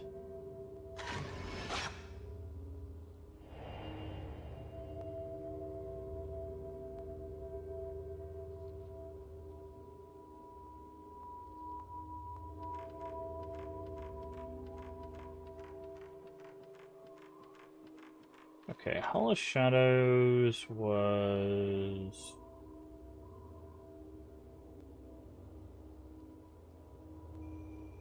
Hey, welcome in, Zero, Wiseman, and Raiders. How you doing today? You don't know who I am. I'm MaskofGames, play a variety of games here on the channel, mostly horror, mostly retro, and today we are continuing our playthrough of Fatal Frame 3, The Tormented. It is the third in the series. Also does a little bit of a combination of the first 3 games. There is some overlap there. But hopefully you had a good time over there with Zero Wiseman. If you need to rain run for any reason, get you some food, get you some water, or go take a nap. I completely understand. Just throw us a follow. Come back when you can. We'd love to have you. Also, if it's your first time here, feel free to tell us what's your favorite horror game, what's your favorite retro game, and if you have one, what's your favorite retro horror game. We'd love to hear from you. But tell us how Lufia 2 Rise of the Sinestrals. Wow, that is a mouthful. Tell us how that game is. I've never heard of that in my life, but how you doing, Zero Wise Man? Thank you so much for the raid. I really do appreciate it.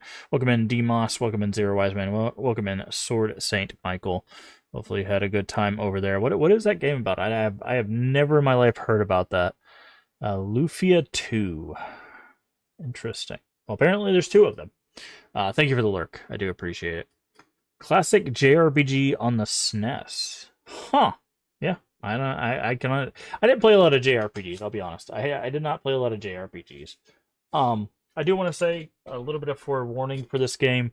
We're not super far into it, but this game does contain a little bit of spoilers for the first 2 games of Fatal Frame because there is some overlap between them. So if you don't want spoilers for the first 2 Fatal Frames, just a little bit of forewarning. But we're gonna jump back into this. But I do appreciate the raid. Okay, this is the... So it's all the way down here. That's where we need to get to. Who I thought I was like, I know it's pretty... Still not enough.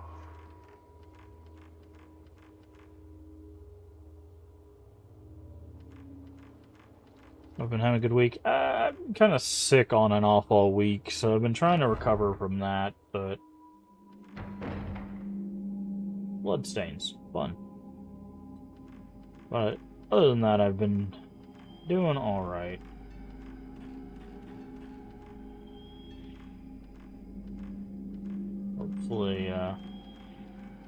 Hopefully you've been doing okay yourself.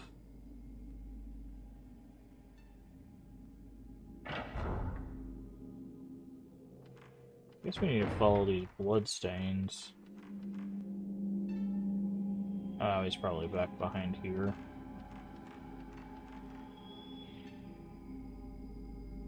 I was gonna raid you the other day, but I was late and you already... Well, I appreciate it. I do. Yeah, I've not been able to stream at my time consistently this week. I've been trying to get back to my old streaming time, but unfortunately... Get back! Stay away! Between sickness and other stuff, it's just been a little bit of a hassle. So, but I do appreciate it. I do appreciate it. Welcome in, Tiger-O-Matic. How you doing today?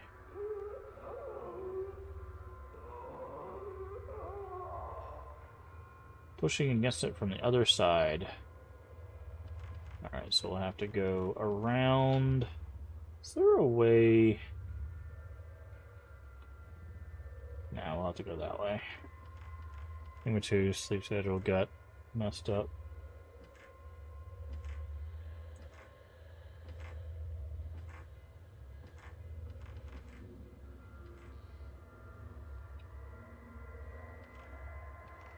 Happy to see Fatal Frame love this game so much. This is my favorite one. Fatal Frame 3 is my favorite Fatal Frame. It's got some issues, don't get me wrong, but yeah, this is my favorite one. We just finished getting 2 of the New Game Plus endings for the remake of 2, the second remake of 2. And I really wanted to play this one again. So that's what we're doing. So we're gonna try to get the New Game Plus ending for this one. And then,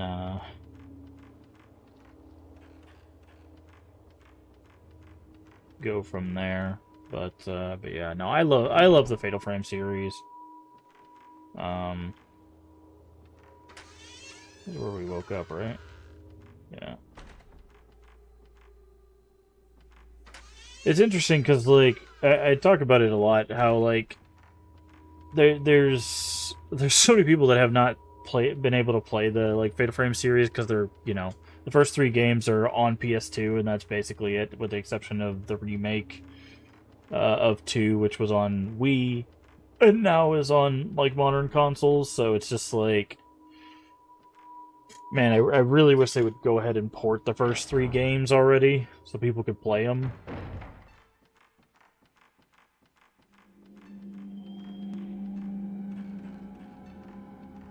Saw all these games, visiting my friend's house, I was like, what is this? Never heard of it. Yeah. Yeah, it's actually really funny, because, like, the thing that kept me from, we have 4 and 5 in the US, both of them now. You can play them both on Steam. Also, if you get the PS4 versions of the game, they have official translations on PS4. So if you just boot them up, you can download the official translations. I have them physical on PS4 now.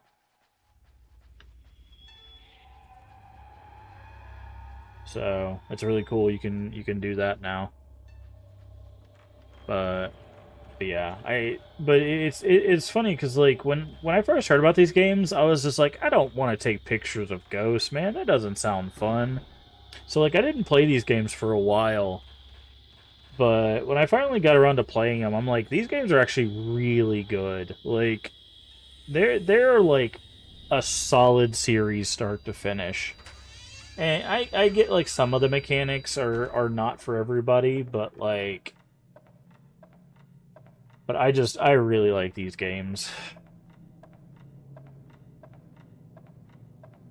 But I like I said, I just wish we could get some ports of the first three games so people can play them. But 4 and 5 are still really solid, and I think the 2 remake, the combat is just a little too a little too tough. Oh god. Speaking of tough combat, let's not fight her while we're on one of these. These Shrine Maidens are rough. These little girls do not care. Where are you at? There you are.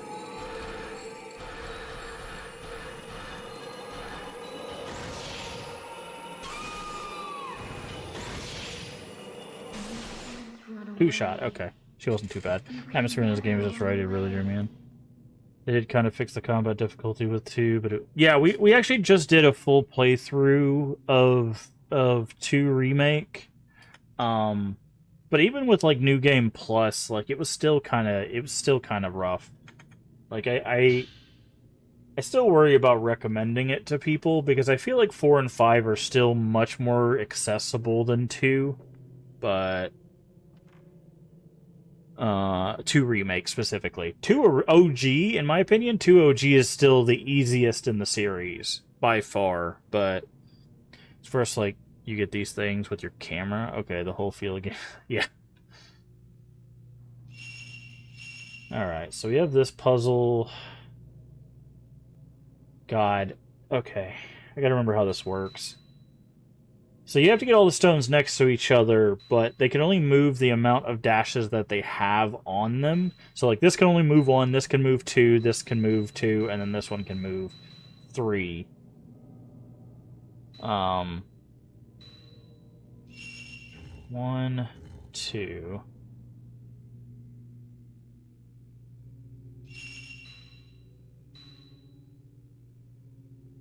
I think I messed this up. Hold on. Return to the beginning. I think I have to go. I think it has to go 1, 2.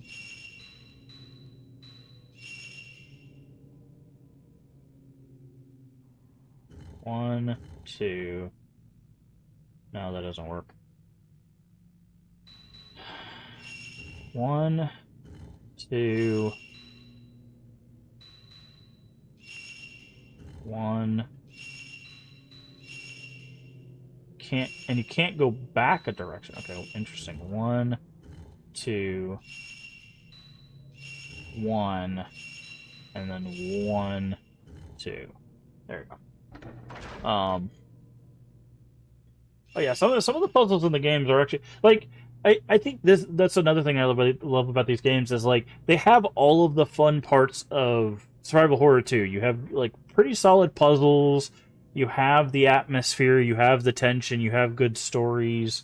Like it just I don't know. I really wish this series was much bigger than it was or than it is. And by bigger I mean like got to more people. Because there's just a lot of people, I've talked to a lot of people, and people just don't know about this series or just haven't played this series. And people. Not enough blood. Need more blood. Where are you? There you are. And like I said, some of that is because the first 3 games are locked to PS2. Ceremony room. But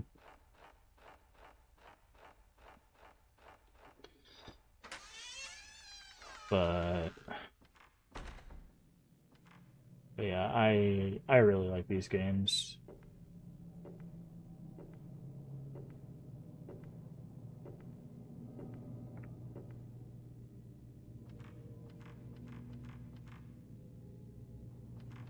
My hope is that 2 did well enough for them to want to, at least, at the very least, port the games, but maybe get us a remake of 1 and 3.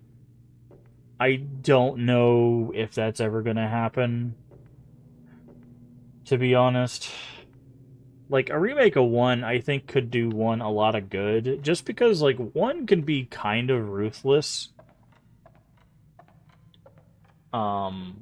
So there was another survivor. Like, the combat in 1 can be kind of ruthless, just because of how much the, like, ghosts, like, teleport, and then how much damage they do when they actually, like, contact you. Like, it's rough. I think we get attacked by Hair Ghost in here.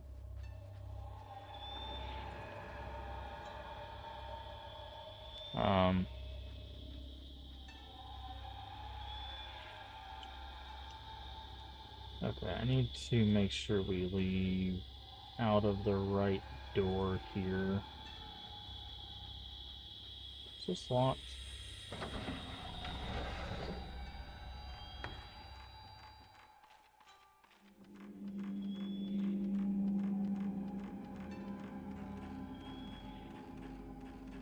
But the first game, I think, is the one that could really use the port the most. Or not the port, the remake the most, because I think there's a lot of features and a lot of, like, storytelling stuff. Please help me.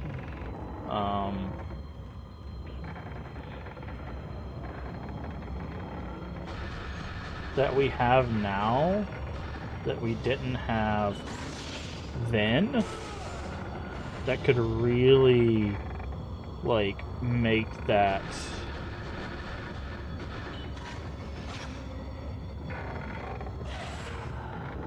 game shine. And it would be really cool to get that stuff.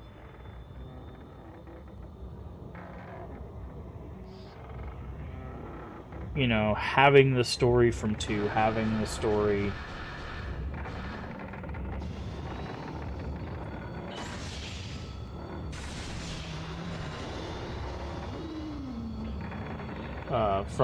from 3, having the mechanics. What the heck? I hit the shot at the right time. I don't know what happened there. That was weird.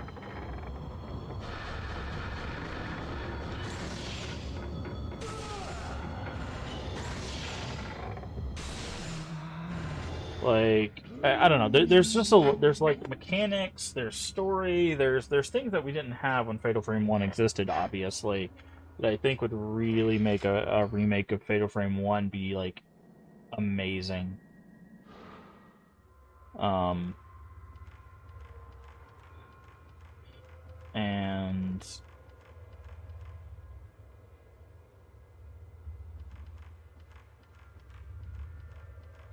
And that's why, like, I hope it gets a remake. But again, I still think a port would be just fine. All right, Zeronis, man. Thank you again for the raid. Please take care of yourself. Get rest your eyes and all that stuff. I know streaming can be quite strenuous. Is there anything back here now? I appreciate it. Yeah, I hope I feel better too. Jeez, it's been a rough week. Okay, I think we needed to look at... No, not Horizon, this one.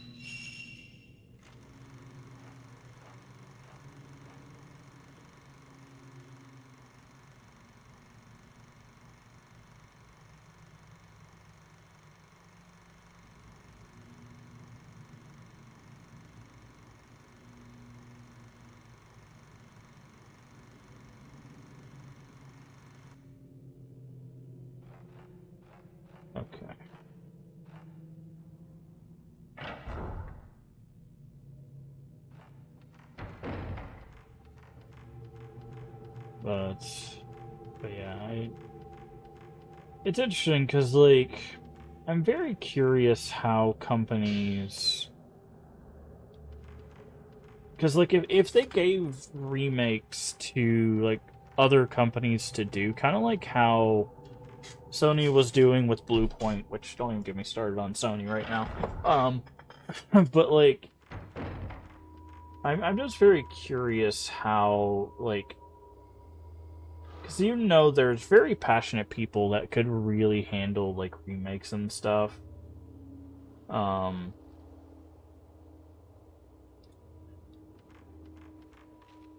And I feel like if they gave the Fatal Frame games to, like, a smaller studio that was really passionate about it, I feel like they could really get, like, very solid remakes.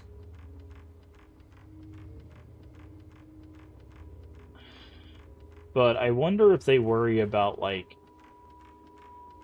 not getting those. Because, like, I was thinking about it, like, even though it's a little polarizing, I don't feel like it's as polarizing as some people might think, but like, Konami gave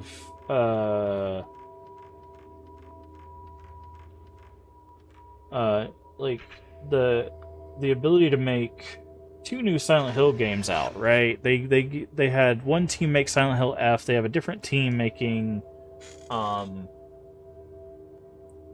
Silent Hill Townfall, right? So it's one of those things that's like they're giving the licensure for new Silent Hills to somebody. Like, I feel like they could really just be like, hey, so instead of, like, devoting our, like, in-company resources, like, why don't we, like, enlist, like, passionate smaller studios to do our remakes, right? Like, I feel like that could be so much, like, cheaper and efficient. And, like, it's not like they don't have the backbone to work off of, right? Because they have the games. They can look at the OG games, even if they don't have the exact files, right? Like, even if they don't have the files for, you know, the game, they can see playthroughs. They could get the games, like, because honestly, the Fatal Frame games are not really that expensive, like, physical. Like, now there are some games that, like, if they get remade, they would be much more expensive. But, like, something like Kuon, for example, which ranges anywhere from $1,500 to $2,000. Good luck. Anyways, but, like, these games run anywhere from, like, $80 to $100, right? And it's just like the team could sit there and, like, play that and, like, remake that, and I feel like they could do a really good job, and it would be. Hello? What are you doing up there? Strange. Oh, I love Silent Hill F too. It's literally top 3 for me. Like, it goes Silent Hill 3, Shattered Memories, Silent Hill F. That's my top 3 Silent Hills. Like, I really, like, I legitimately, so we're doing a 5-year celebration. I've been streaming for 5.5 years, and the first thing we did this month, was Silent Hill F. I was doing just the true ending, and we ended up doing that in all endings. We turned it into an all endings, which I'm actually kind of happy we did. Because, what happened to our audio?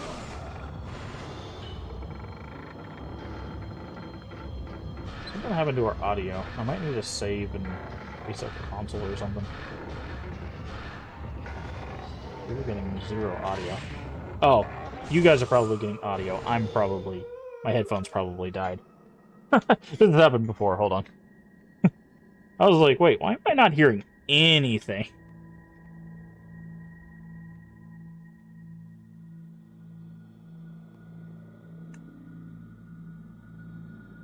There we go. Yeah, my headphones died.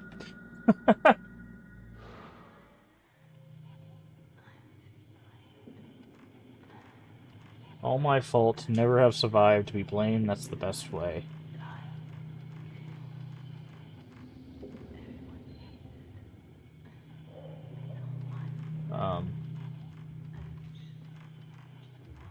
That's what that said, but...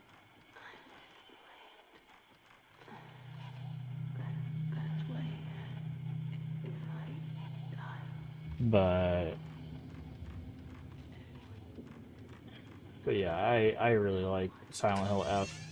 Like, again, I've talked about it before. I can understand... Jesus Christ. You guys are all over the place today. I mean, it is literally the chapter where we learn about you guys, so it makes sense.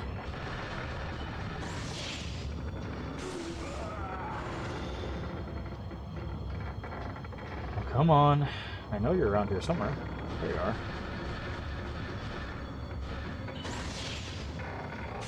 Secret dies with me. The secret dies with me. Alright. But, like, I understand some of the gripes of Silent Hill F, and I actually agree with a few of them, but, like, I don't know. I really, really do. Why is this game so dark for you guys? Very curious.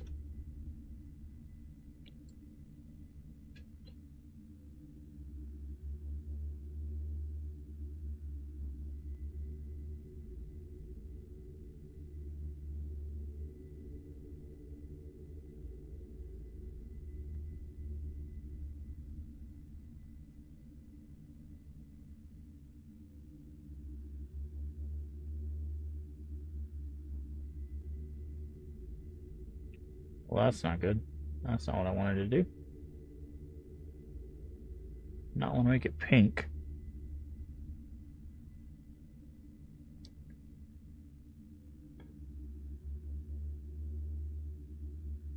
That's not...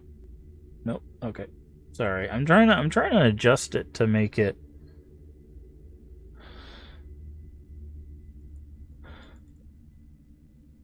a bit brighter for you guys. It's very dark for you all. Yeah, it looks washed out.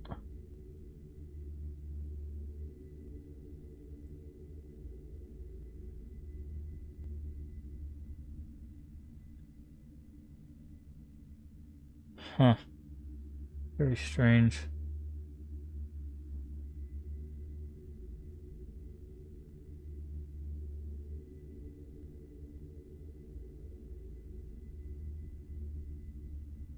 Okay.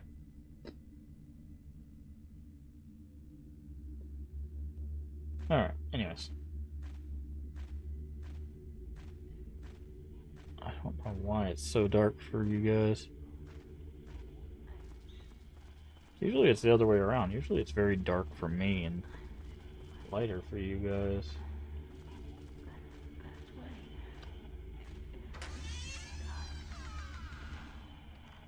I wonder if I turn this off.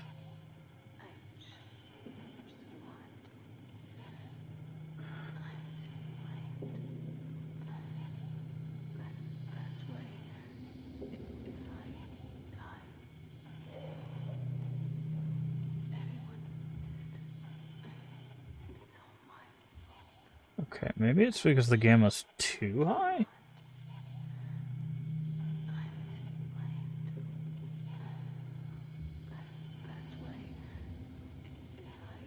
Maybe that's it. Maybe it's just because it's too high. Maybe that's why it looks weird.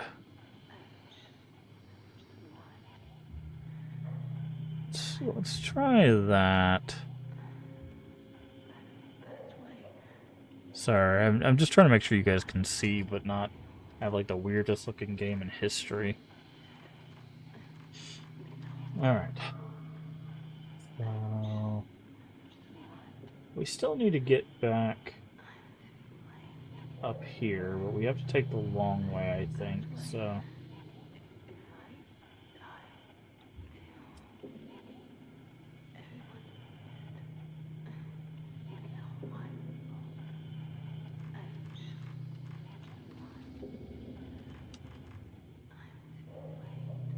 So I was like, I think we need to go this way. Hi there, friend.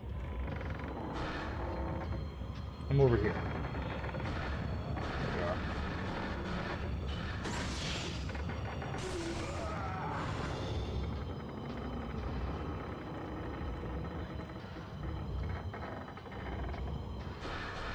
Hey.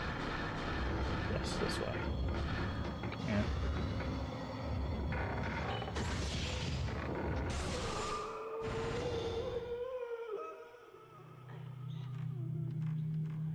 Okie dokie.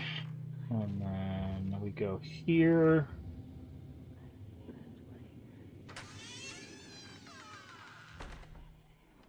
Yeah, let's say I think there's gonna be some blood here. Kuze Shrine. Or the what? What'd you say to me?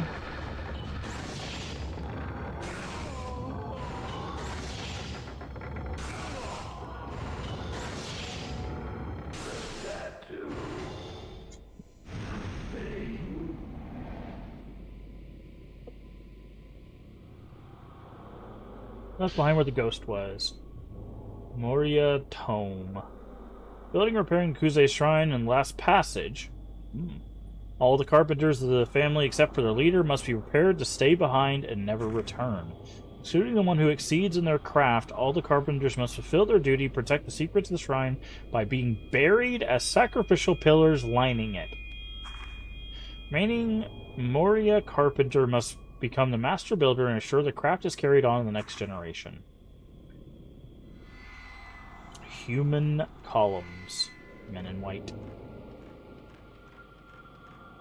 You know, it's always interesting to me because, like, I feel like this story and a lot of the ritual stories, like, they seem just outlandish enough to be like, they didn't really do this, but they also seem just serious enough to be like, they probably did. Like, there's probably some, like, weird story that's very similar to this, right? Like,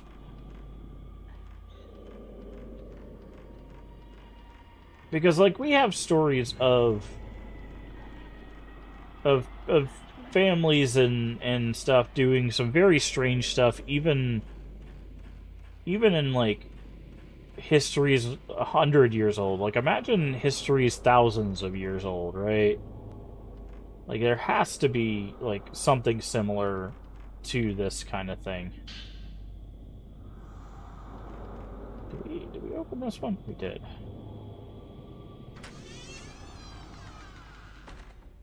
I don't think we need to be out. Well, we did see someone out here, actually.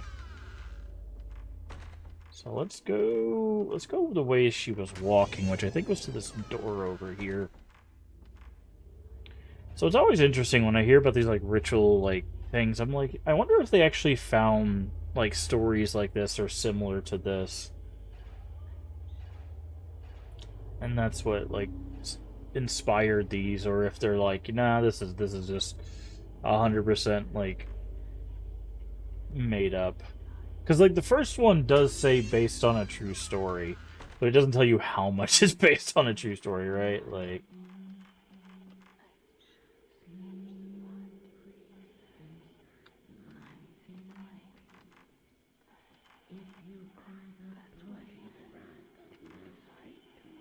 The joint of floorboards is held fast by something I can't get open.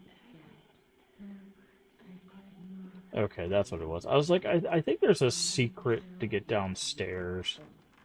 I'll say the first one made some... Yeah. Yeah, it's like... Inspired by a true story, it's like... Sure it is.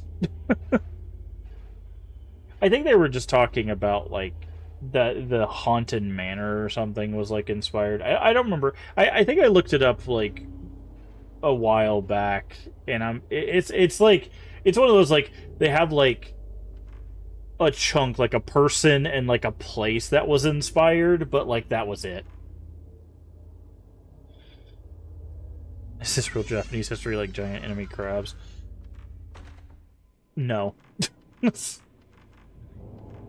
I mean, again, I wouldn't put it past any civilization to do strange ritualistic things as a way to stave off some horrific thing, right? Like we have like indicators of that throughout history of multiple civilizations doing things like that, right?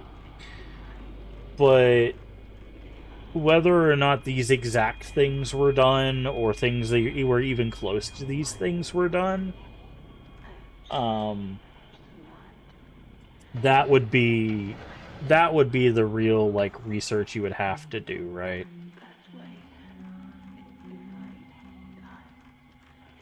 Is like how close to these rituals did we get?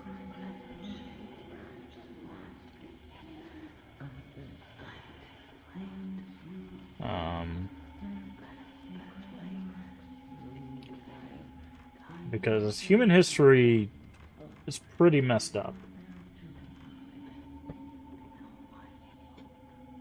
That was weird. Thought I heard something.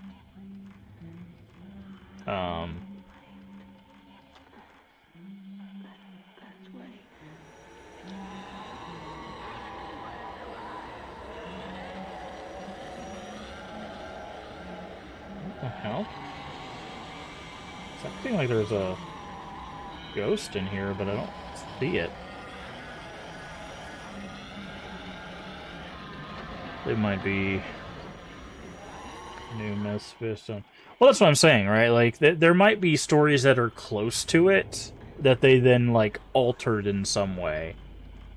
You know, it's like, hey, this part of the story was like the initial thing, and then this is the part we changed.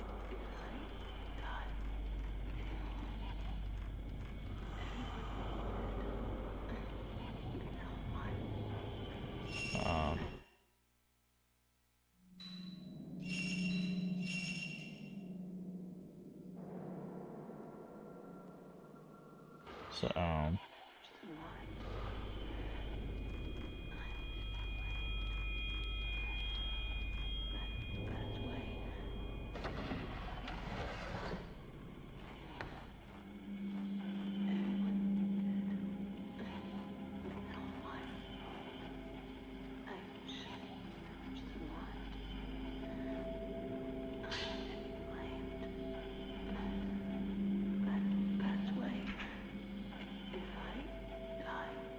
I know there's a picture we're supposed to take.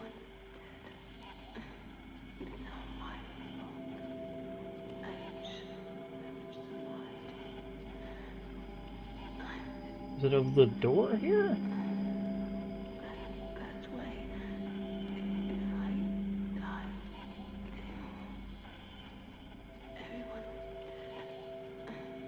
Oh, I think I've got to go around. I think it's over here that we gotta take the picture.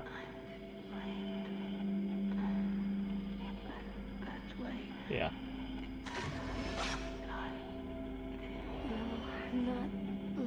That's where we gotta take the picture.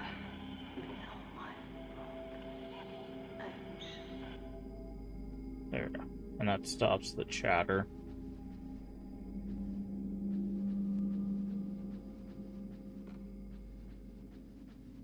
It's interesting too because you're talking about the stories mutating over decades. That's actually kind of what happens. They talk about that in Silent Hill F, about how like they started worshiping like one god, and when like something struck the tree in that game, they started rude. They started worshiping a different god. Like, so like it talks about that kind of like how that worship changed over time.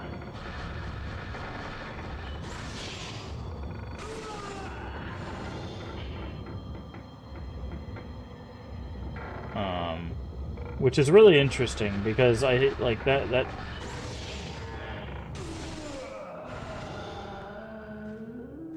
I don't think like people realize like how often that happens throughout history. They think that like when something is the way it is, like it's always been like that.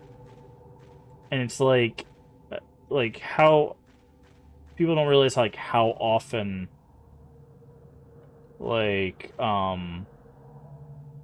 things have only existed for like a decade or. Oh, here's number 2. Oh, this is not good. God, these guys suck. Hey, Leaf. How you doing today? I'm gonna go ahead and use a sacred water here. Because we need the health. So these are the human pillar guys. They're distinctly different because they use cleavers, and they hurt.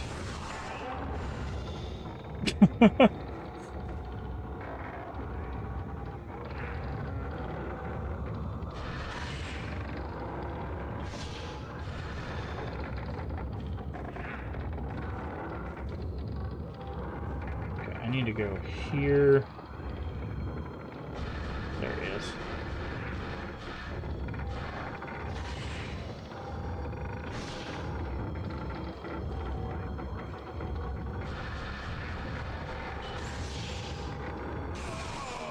There we go. It's number 2. Number 2! I believe there's 4 of them.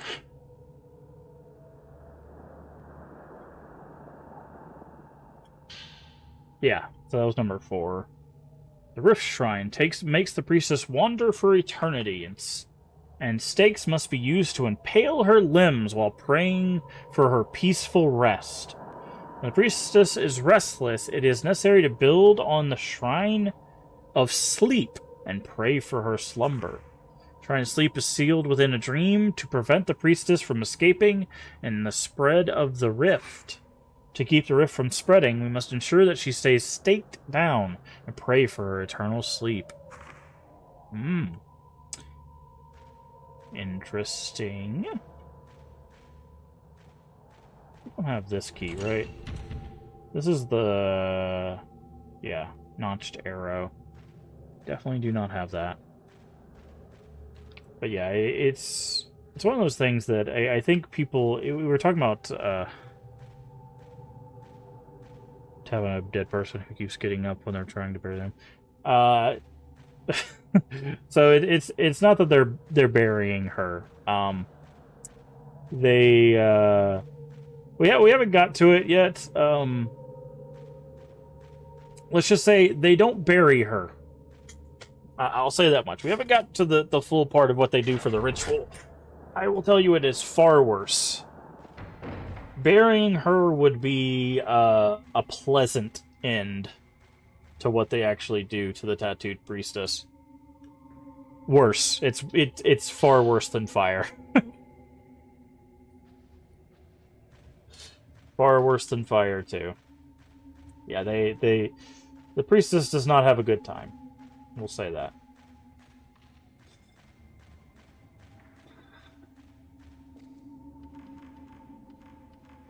But then again, it is a Fatal Frame game. Basically, anybody that is a part of a ritual does not have a good time.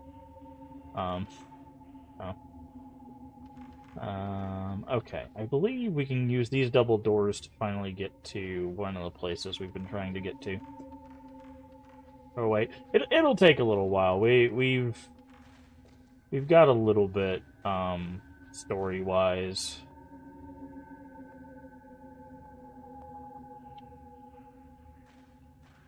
I don't think we can go up there yet.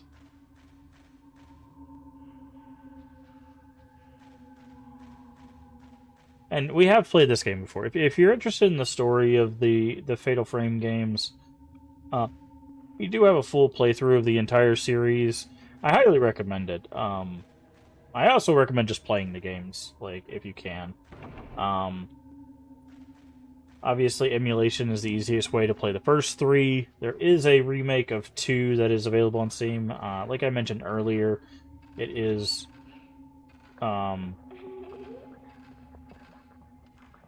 it is a bit difficult, even... Bellflower. Don't we have the Bellflower key? Yeah, I was like, I thought we got the Bellflower key. I just never came back and opened this.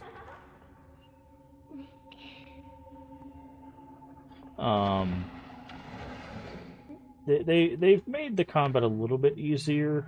These people sacrificed. For the remake, but it's still a little intense. But 4 and 5 I still think are pretty solid games. Sleeping Stone. I do not remember where that goes.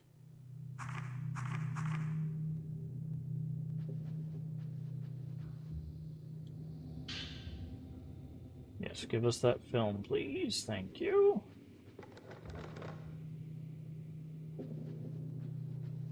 By the way, she's looking down into here.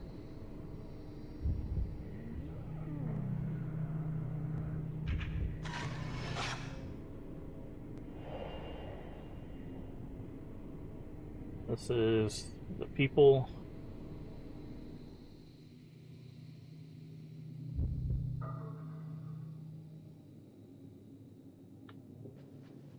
All right.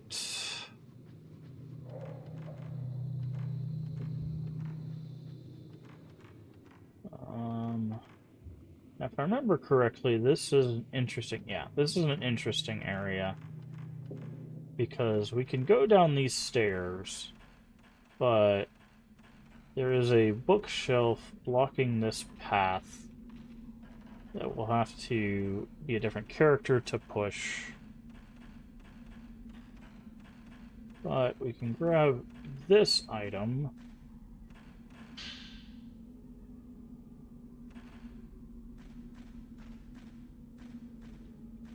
And I think we can go through this door. No, not yet. I think that's one of the ritual rooms. Yeah, that's the altar. We have to remember where all those altars are at some point. I mean, we don't have to remember. We have a map, but those altars are required for the end of the game. We'll have to, like, go all the way around this Manor of Sleep to get to those altars. It's a real pain in the butt.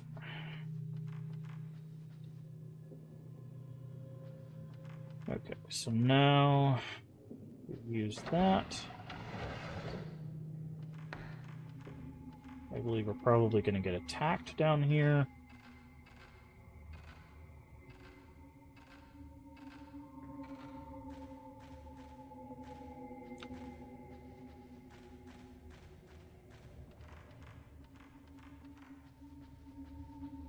Nope. Surprising. Then we probably get attacked up here.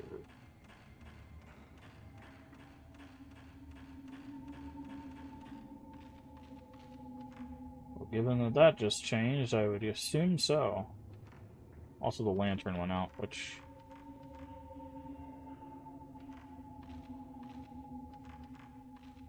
Hey, thank you, Zero Wise Man, for gifting the sub to Tenshi. That is very, very kind of you. Completely unnecessary. I really do appreciate it. Thanks so much, and welcome, Tenshi, to the Masquerade. I do appreciate it. As always, all of the subs, bits, and tips go directly back in the channel to allow us to keep playing games like this, so I really do appreciate it. And, welcome in. Enjoy your emotes and everything. I appreciate it. That's very, very kind of you, Zero Wise Man.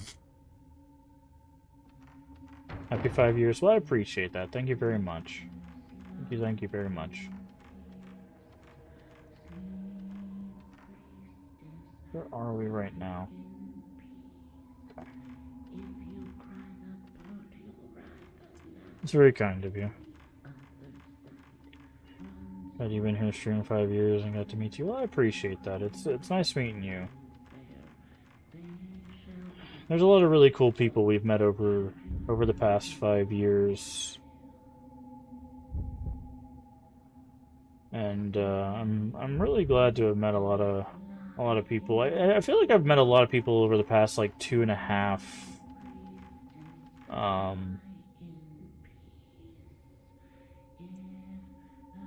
that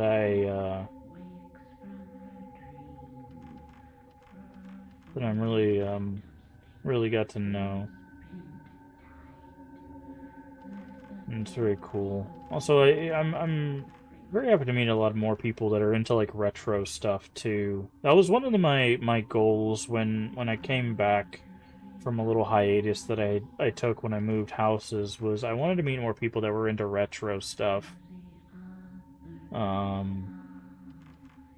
Because like it's one of the things that I'm really passionate about. Because like there's a lot of cool retro things, like this game for example, that just do some really cool things. Like they have just some unique experiences that I feel like. It says there's a door here. Oh, you can see it. Yeah, there's a spot here. Interesting. And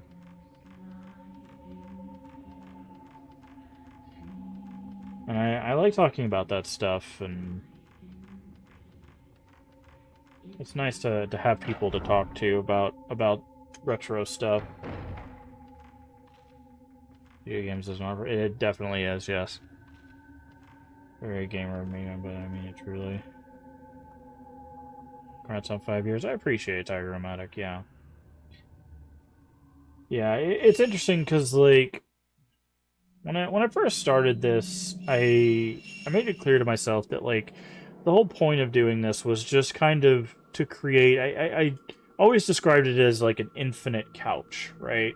I always wanted to feel like when we're playing games, it's like we're doing a couch thing, right? Like we're all just hanging out on a couch, playing video games, hanging out, talking, and that's how I've always wanted it to be. I'm not trying to be, you know, a flashy entertainer or anything like that, and you know that I know that's what a lot of people try to do these days, and I know that's kind of the way that Twitch is going. And maybe it's old hat, you know, or whatever, but that's just always what I've wanted for my channel. And for me, like that is just what I want to build. And part of that, like I said, is like playing retro games and stuff like that, because that's how I grew up, right? Like you would sit with your friends and be like, hey, do you want to play this game? Or hey, do you want to, you know, chat and watch, you know, while I play whatever game, or they'll play whatever game. And like that's just how we grew up, right? You would take turns or whatever. Where have we not been? We can't get into this. No, we can't get into this room.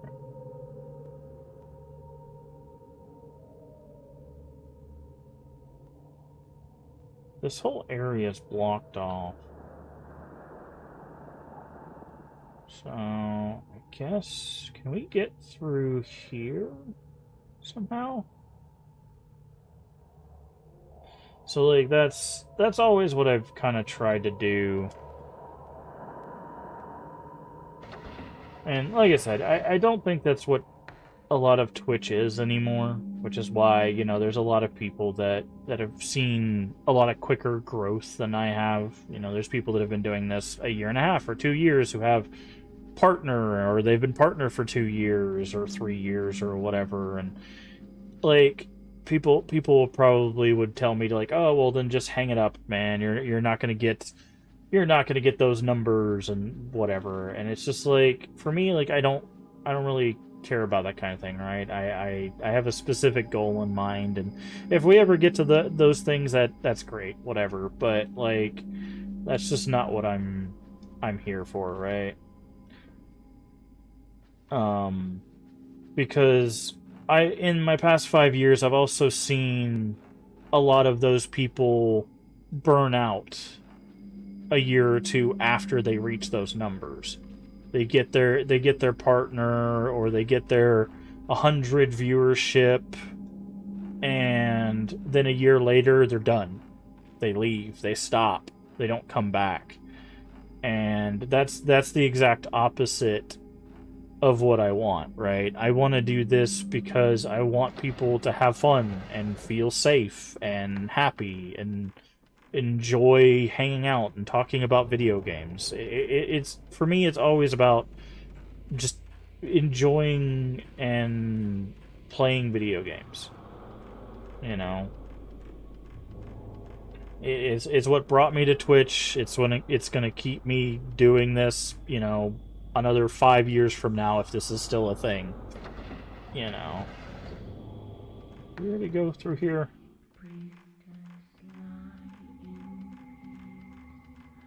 I think we did. We did. Okay. I think we gotta go through the hair lady's room. That's the only other room that we can access places from. But... And that's why, like, a lot of times I just try to stay in my lane when it comes to stuff. People will be like, hey, what do you think of this? Or what do you think of so-and-so? And it's like, I don't even bother with that stuff, man. Like, I just let people do what they do. As long as they're not hurting themselves or someone else, I don't care. Like, those are my two stipulations, right? Like, as long as they are not hurting themselves or someone else. Was this open before? This was definitely not open before. It's a trap. It was 100% a trap, Batman.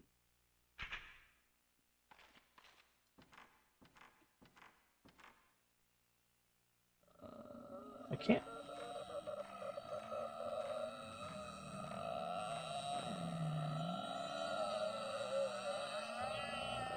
I don't know if we saw this before.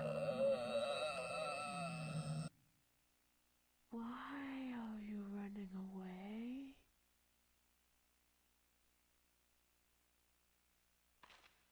Interesting.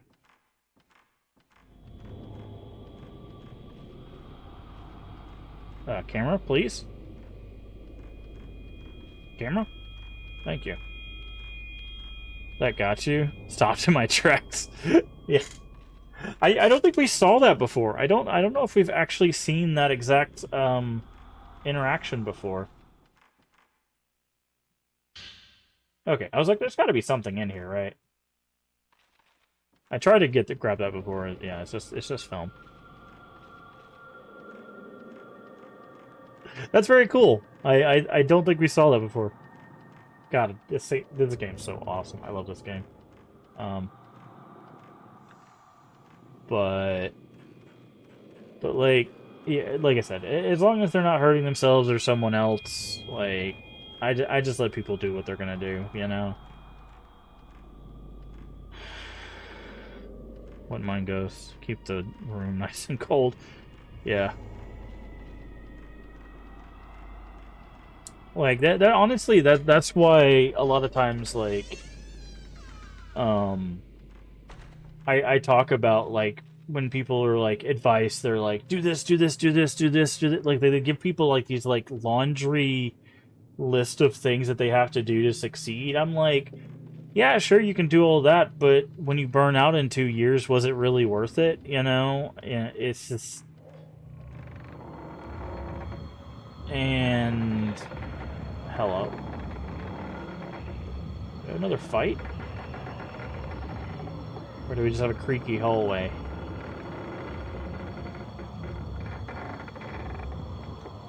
Sounds like we just have a creaky hallway.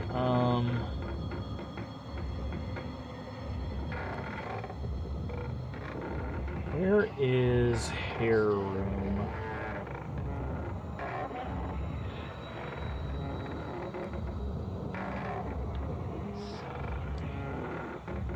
Over there.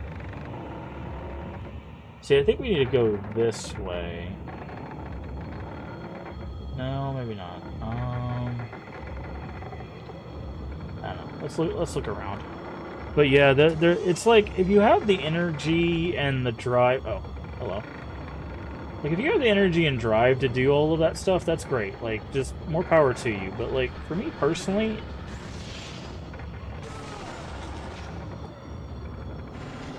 Like, I just know that I don't have, like, the ability to do all of that stuff, right? Like,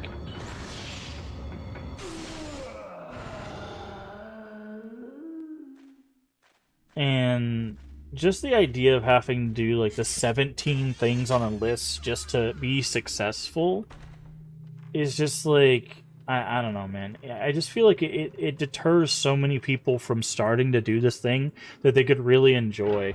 I've said this over the years. Like, there's a lot of people that have come in and are like, man, I'd be really interested in streaming, but I feel like I just can't do all the stuff. I'm like, the only thing you need to do is play a video game and make sure it captures well, right? Good audio and a video game. You don't even need a camera, right? Like a lot of people are like, oh, I don't want to be on camera. And it's like, then don't be on camera, right? Like, as long as your game captures well and your audio sounds fine, you're good.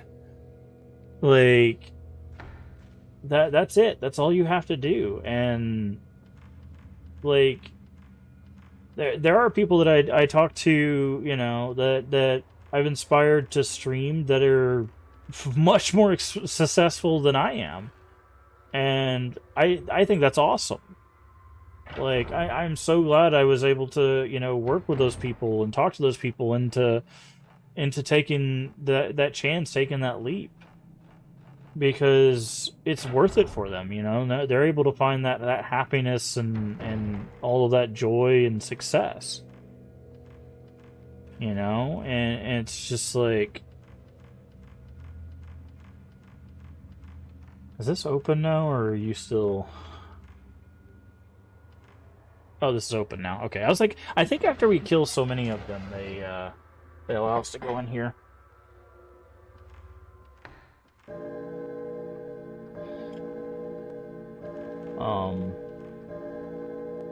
There you are. To keep the rift from opening.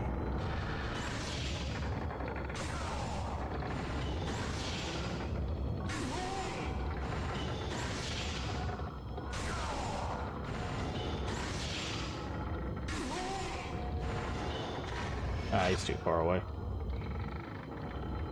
That dude got comboed.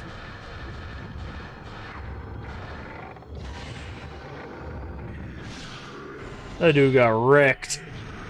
Doing voice only and mostly since for real folks do not carry a camera. So like people who just want to chill.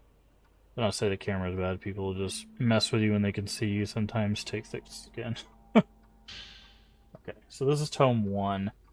Okay, so this is just telling us, must erect a shrine of the rift in front of the great cavern using spirit trees as core pillars.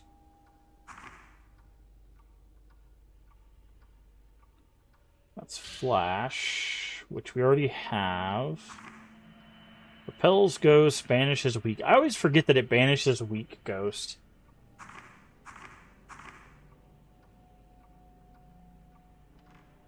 Oh yeah, no, I've had people mess with me. Like, I legitimately had someone that I had to ban. They kept coming in for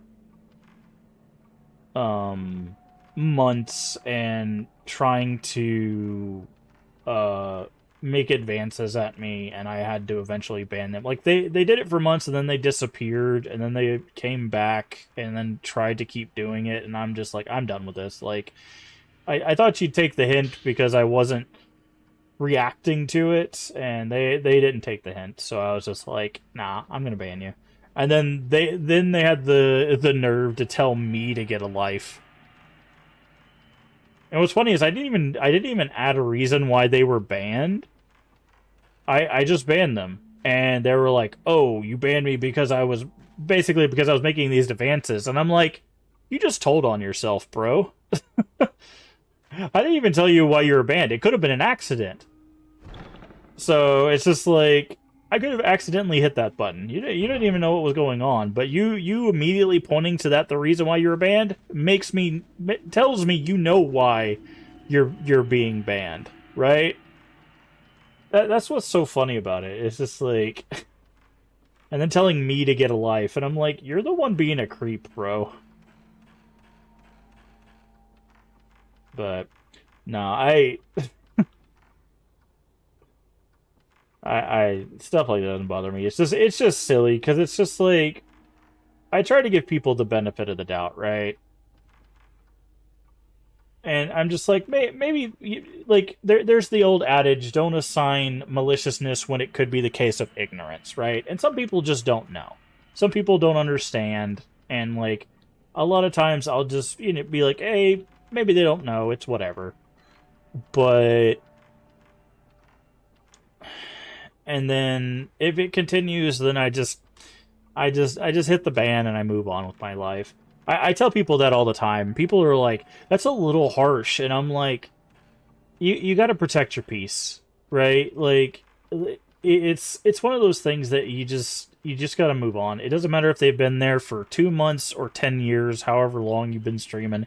Just hit the ban, move on. It's not worth the hassle of trying to get into the weeds with, like, just move on, do what you gotta do, and go from there. Like, because the thing is there's like 3 million people they could be watching. Like, once they're done being weird in your chat, they'll go be weird in someone else's chat. Sometimes you ban someone like that to stop. Yeah, that's exactly why I say that, right, Tenshi? Is you need to ban them so other people will know that they can't do that, right? Because once you let I use an analogy. Once you let one snake in the boat, they'll let other snakes in the boat, right?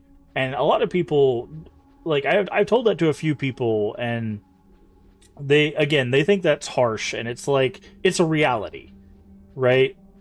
It's a reality. Once you let one in, all of them come in. Oh, this is where that thing went.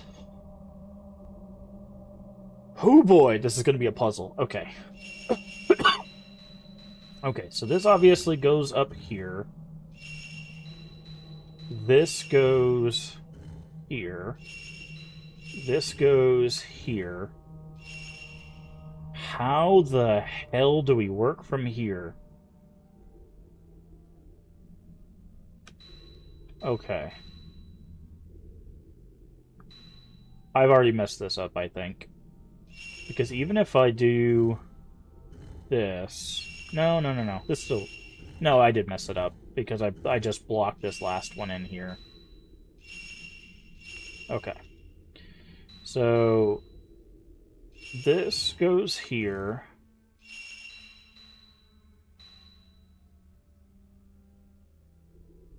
Maybe this goes here? And then we can do this. And then we can do this. And then we can do this. But that doesn't connect? Do they have to connect, or they just have to be... Oh, they do connect. It connects around. Okay. Sorry, got distracted from our conversation. That was a puzzle. I messed up. I was playing. But it's just one of those things, and like, I talk about kindness a lot on the channel, and like, you got to remember that. And I talk about this when I talk about, because at the end of my stream I always say, I always say to be kind. And a lot of people forget that you also have to be kind to yourself, right? And sometimes being kind to yourself is getting rid of people that are making you uncomfortable or doing harm to your community, right? And people that are making you uncomfortable or people that are making your community uncomfortable, that is not a kindness to you. So getting rid of those people is a kindness in and of itself, right? And people don't understand that sometimes. It's like, well, they've been here for a month, a year, 2 years, right? And it's like, yeah, but they're making you uncomfortable. They're making this thing you do, streaming, content creation, whatever it is, they're making this thing you do and you love not fun. So you need to do a kindness for yourself and get rid of them, right? Remove them. Now, some people will try to communicate with them. The problem is a lot of times when you communicate with people, they'll be like, oh yeah, I won't do it again, and then they'll do it again, right? Like, how you handle it, of course, is up to it's a personal basis thing. The reason why I go ahead and cut a lot of times when it comes to content creation is, one, it establishes a hard boundary, right? It goes, hey, this is not okay. And like Tenchi said earlier, and we to reiterate, is it basically says from this point on, if anybody crosses this boundary, they too are also going to get banned, right? So people can look at that and go, this is where the line in the sand is. No one can cross that. It doesn't matter if they've been here 5 minutes, 5 months, or 5 years, right? And that's the point. Is you have to establish those boundaries and lines in the sand so other people won't cross them. Because if you don't, people will push boundaries or the idea of boundaries until you absolutely can't take it anymore. And that's the problem. And some people will do it maliciously. Some people will do it accidentally. They don't understand that that is a boundary for you because maybe it hasn't been iterated, or maybe it hasn't been discussed, or maybe you just didn't know you had that boundary until that moment. Sometimes that happens, and I know that sounds weird, but sometimes you don't know that something is uncomfortable to you until something happens, right? And that legitimately does happen. And in those cases, you don't have to immediately ban the person. You can go, hold on, that makes me uncomfortable. Let's not do that again.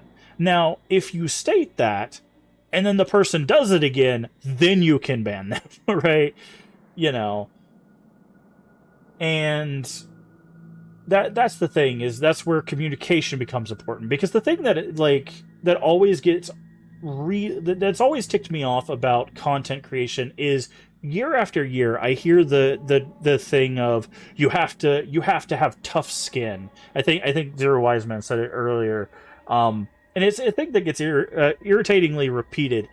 And the reason why it irritates me is because what that does is it means that you have to take the punches. And that is not okay. What it needs to be is you need to set boundaries and be prepared to remove people, right? You shouldn't be taking punches, period. Like, as a content creator, you should have a space with a dedicated set of boundaries, and if people cross those boundaries, they get removed. You shouldn't be uncomfortable in your own communities. That is the whole point of communities, is you shouldn't be uncomfortable. Something I know is true. Randos come in and they own the stream. That's taking punches. Well, yeah, I mean, you're gonna have people that, like, what I mean is the thick skin on, like, having to constantly deal with people within the community. Like, obviously, you're going to have random people show up, say random things. That's why we have filters and bots and stuff like that, right? You have people that do, like, the slurs and all of that stuff. Like, that's why we have filters and bots, is for the randos. Like, what I'm talking about is with the established community. Like, obviously, we can't get rid of everyone who's going to be a piece of crap. Like, that I am talking about within the community. You be tough enough to not care about what people say before you ban them. But again, the problem with that is, like, you need to care enough, because you also have to have the empathy to think about other people in your community, right? Because you have to care about what people say, because even if it doesn't bother you, it might bother someone in your community, right? So it's not about being tough enough, it's about being empathetic enough to go, okay, is this a line that someone else might have in the community, right? Because the thing is like, perfect example, like, for me personally, I don't get uncomfortable with basically anything. But I know there's a lot of things that would make people uncomfortable, right? And I try to point those things out when I'm a member of a community, be like, hey, these are things that you might not know about or you might not think about as members of a community with other people, right? But for me, it's just like, I without going into detail, because I will be perfectly clear, a lot of the stuff that I have been through would probably break terms of service to talk about.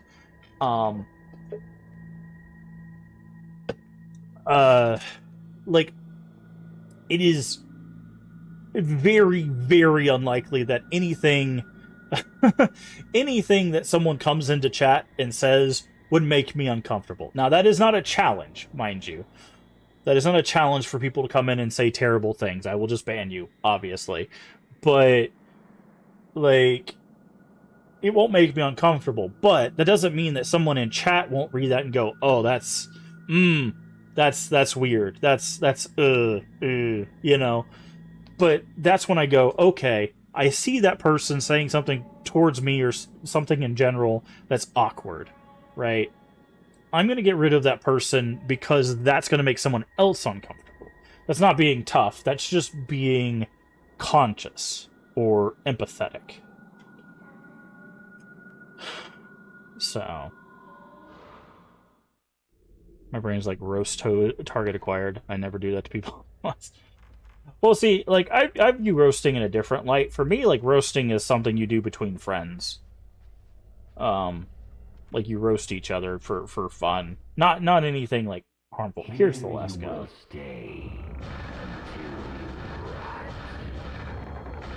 Are you gonna do the thing? Yep. Got them. Okay. So you have to be careful with these guys. They have two swings, and one of them they go down for. Oh God! There's 3 guys in this room. Okay.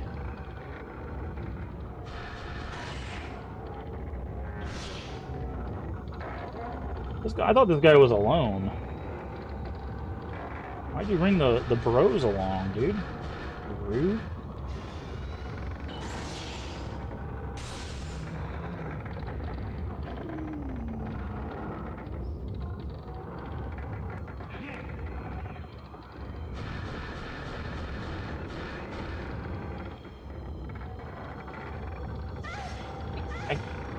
Wow, did he teleport?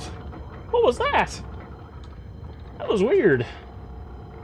Like, he was in front of me, and then he disappeared, and then he was, like, in front of me again. Okay, that's weird. Okay. Let's heal. I have never seen that. Like, I've never seen him actually, like, teleport in front of me like that.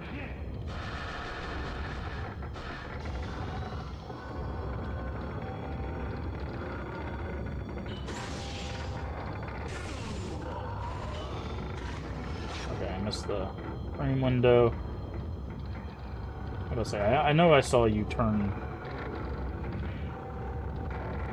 Ideally, we get all of them in.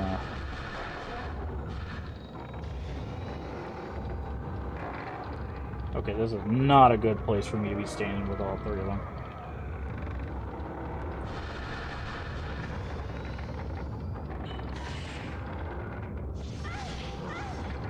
Jesus Christ.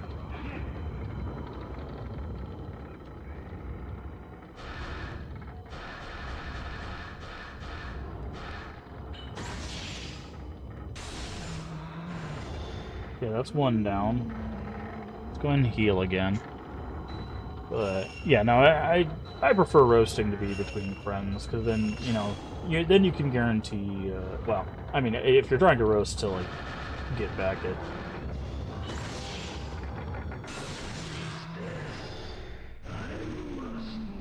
Make roast not too harsh. I wouldn't say it. But I wouldn't say the face like. I'll still try to good faith the whole thing, address them like acquaintances, but someone who cross boundaries. Oh. Unleashing. The Rift Shrine is hidden shrine that ensures the priestess wanders forever and never escapes. The rift does not spill forth. Broken the 4 seals. Will the door open now? So, by the way, this is, if you notice, this is where that drawer, chest of drawers is.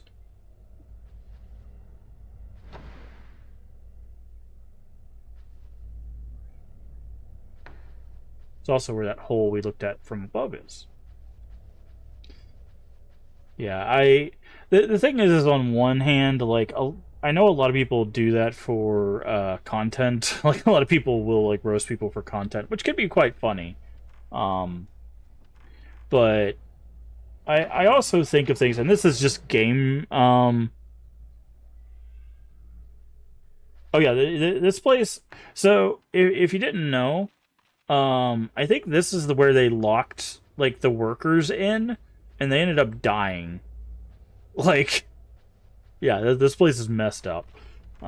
They actually watched them from above as well. That's why there is a hole right there. We saw a little girl, one of the shrine maidens, watching them from there. But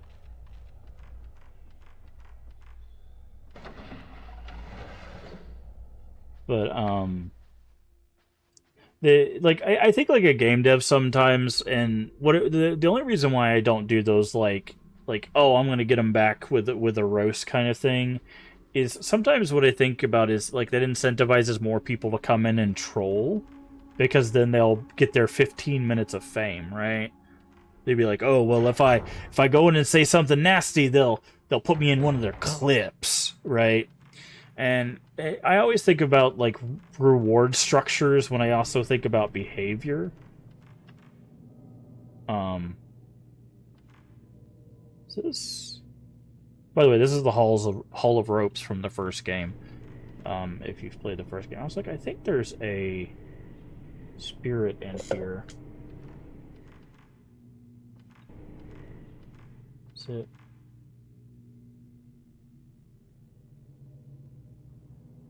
Pretty sure.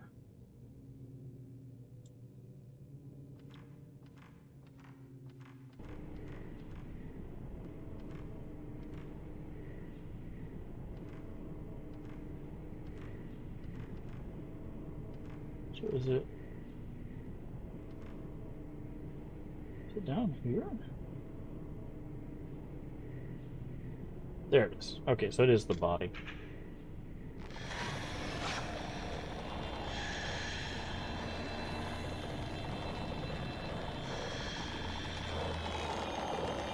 And there's the rope ghost.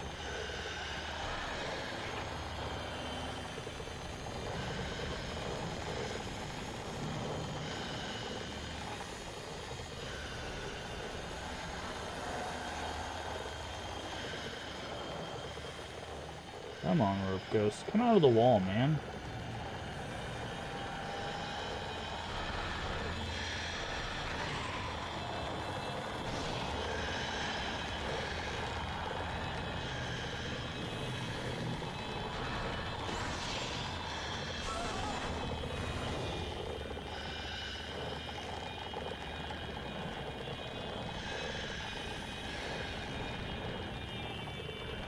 Let's try taking her to the mirror, see if we can get better angles from this.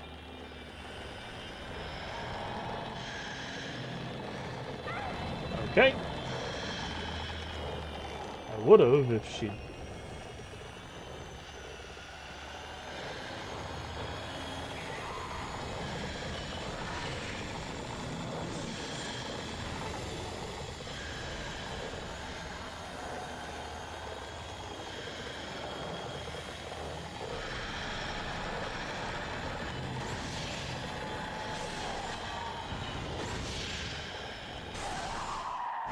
There we go.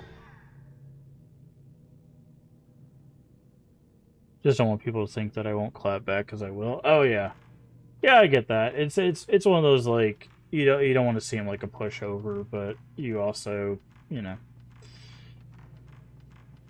But most of the time, what I do with that is like when I see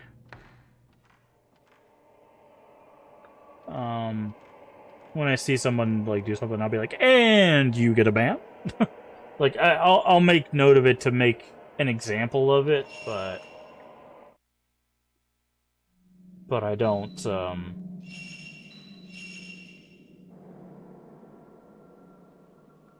like make a joke. Usually. I think I've done it a few times, but not very often.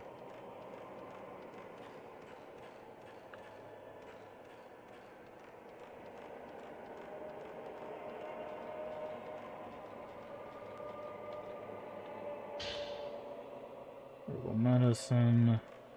Alright, so we can head all the way back to the door. By the way, again, this is the entryway from Fatal Frame 1, which is, again, another reason why I love this game, is because it actually takes parts from the other Fatal Frames.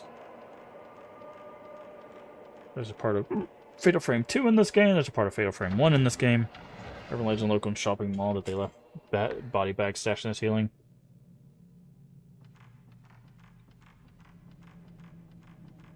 I mean, that wouldn't surprise me. Like, there's a lot of things that get left in old buildings. Okay, so we need to go back that way. Is it gonna let us go this way?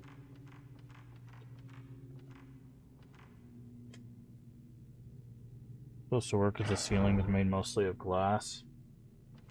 I mean, I guess it would be in the parts like department stores and stuff, right? Like, I would assume department stores don't have a ceiling made of glass. They would have, like, drop ceilings and stuff.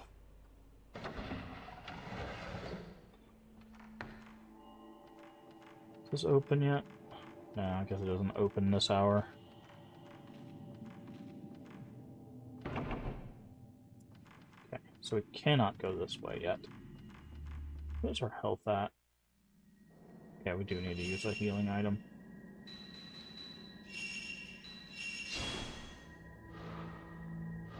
Just in case. So I believe this is another healing item.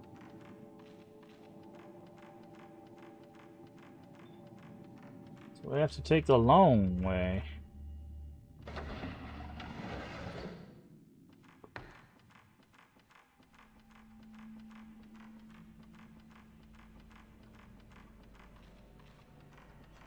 Also, I think there's also a lot of urban legends that get kicked up just because people want more interesting things to be, happen in life than just, why did this mall get abandoned? Money. Like, it stopped making money and the owner abandoned it. That's why, It's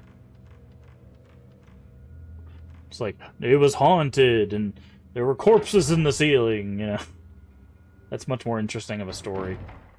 Why does it keep acting like there's something here?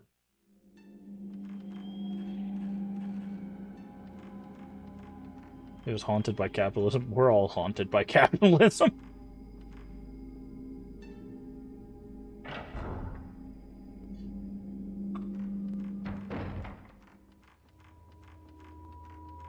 Alright, so this should be our first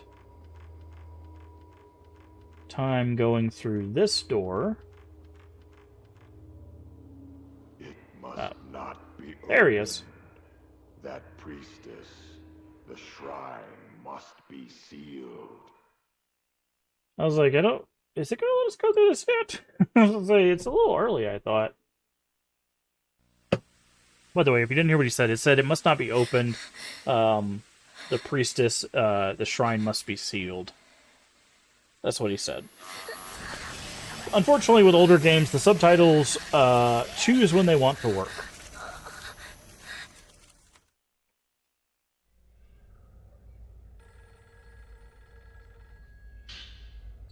Musty film.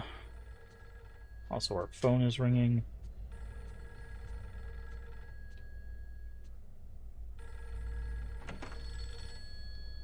In the middle of the night. Which I believe should be... Is this the first ghost call, or is this K? At some point, K comes to our house, and then he starts staying here.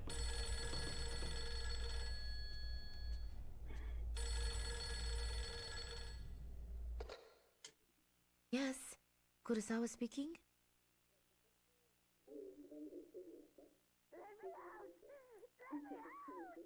There it is.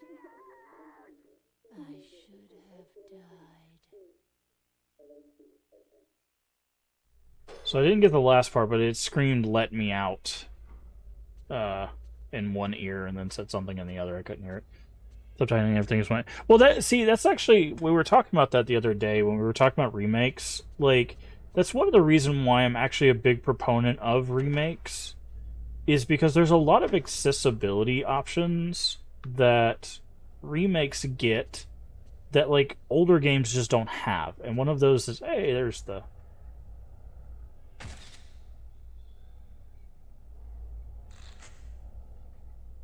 Oh, we actually have to go in here.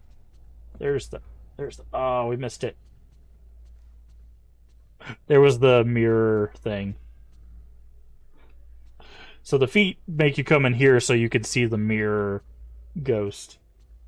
But, like, things like subtitles, things like, subtitling everything, including, like, extra sounds, things like, colorblind modes, things like being able to rebind buttons, and, like, for keyboards and stuff. Like, people don't think about that as an accessibility options, but if you have, like, limited use of your hands and stuff, being able to rebind keys is an accessibility option, right? But, like, when you're playing an old game, like, you have a controller, right? And sometimes there are things that are just not in older games that make them not accessible. Things to be like turning off head bob if you're playing a first-person game, right? Those kinds of settings didn't exist in, 90s, 2000s kinds of games. So there's a lot of motion sickness, like motion blur, chromatic aberration, which wasn't really a thing in these older games, but there's a lot of little settings like that make it to where people can't play some older games because of accessibility options. But when you do a remake, you can add a lot of those options so more people can play them, right? So that's why, like, a lot of people are like, oh, you shouldn't remake older games, it makes them worse. And it's like, but there's a lot of remakes that makes them playable for people, right? Like, it legitimately makes it to where some people can actually play the game in the first place. So I kind of disagree with that. Now, you then you get into, like, oh, it changes the inherent nature of the game, or it changes the story, or it retcons things, or blah, blah, blah, you get into some of that stuff, and that's where you get into the minute details of the discussion, and but remakes can be very helpful for a lot of people to be able to play games that they couldn't previously play. Hi there.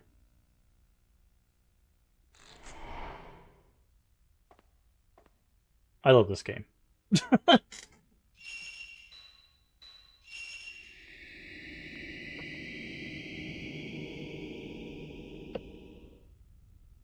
Crowd of people standing around Yoshino Takegawa, apparently berating her for something. Maybe they're connected to her accident somehow. Always turn over. There's a lot of settings that I adjust whenever we play a game because it makes the viewing experience better for people. Like, I turn off head bob, I turn off motion blur, chromatic aberration. I turn on subtitles because I personally am hard of hearing. There's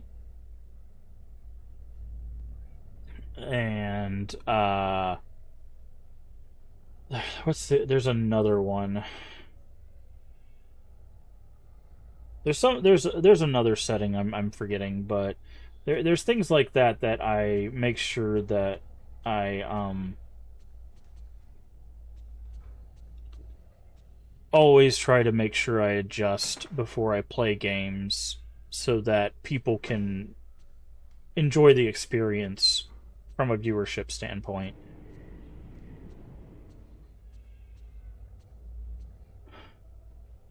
You get a lot of motion sickness. There was a game, Pacific Drive, that I tried recently.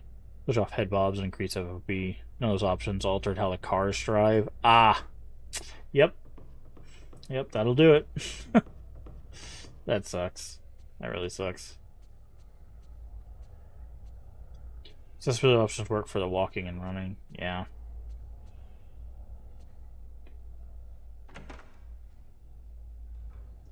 There's actually another reason why, like, a lot of people love like first-person horror games. That's actually a lot of reason why I like third-person horror games, is I feel like they're just out of the box more accessible for people.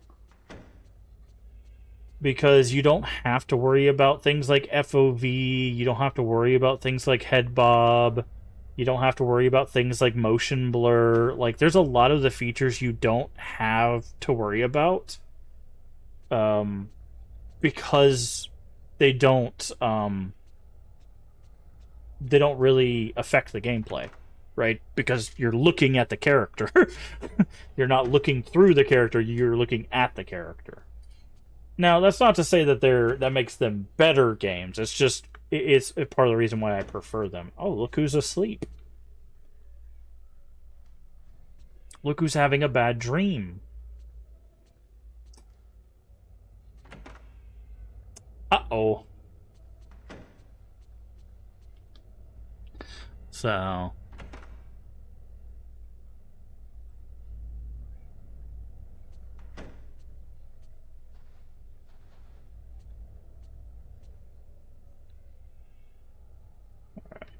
Make sure we make a save. Now that we've seen that. And with that save, friends, I think that is an excellent place for us to call it a stream. I do apologize for the later and the shorter streams. Like I said, I'm just not feeling well. As I mentioned at the beginning of stream, I've had really hot temperatures followed by storms, and I think that's just kicking up all sorts of stuff. It's just making me feel not very well. So, we're going to be continuing this, but we will continue this on Sunday. We take Saturdays off, and I am definitely going to take this Saturday off. I'm going to take medicine, I'm going to hydrate, I'm going to eat, do all the stuff I need to do to take care of myself Saturday. So hopefully, when we come back Sunday, we can get back on our normal time. We can do, maybe, hopefully, fingers crossed, maybe a little bit of a longer stream and make some good progress in Fatal Frame 3. Again, this is my favorite Fatal Frame. If you can't see why, like, it's just, I think it just does such a good job with every aspect of the Fatal Frame series. The camera is it's simplistic in how it handles the combat. There's a lot of good, like, tension based, like, ooh, what is this? Oh, there's a ghost in the corner. Oh, there's something in my house. Oh, the thing's after me. Like, it does such a good job with everything. I love Fatal Frame 3. I know a lot of people prefer 2, but 3 is by far my favorite.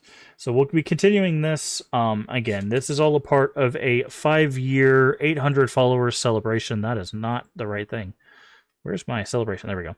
Friend's favorite game. That's what popped up there. We'll talk about that after sometime. But there's our flyer. We did get all of the endings for Silent Hill F, not just the true ending.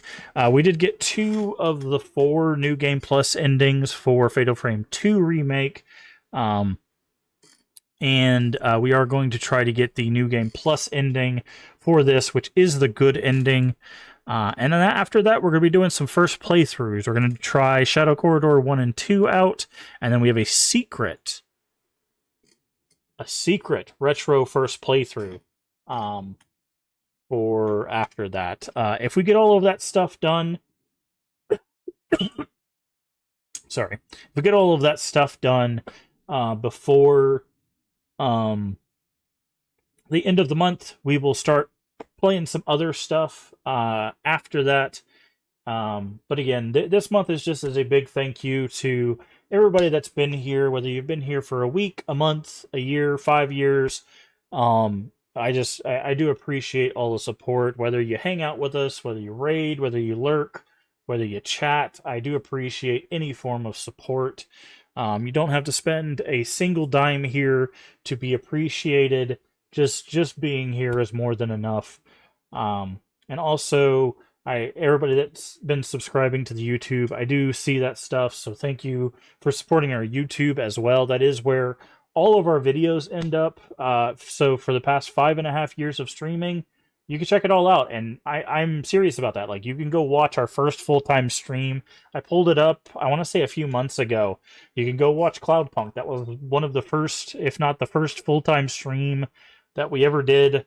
And they actually have a game in that world coming out in September called Nivalis Nights.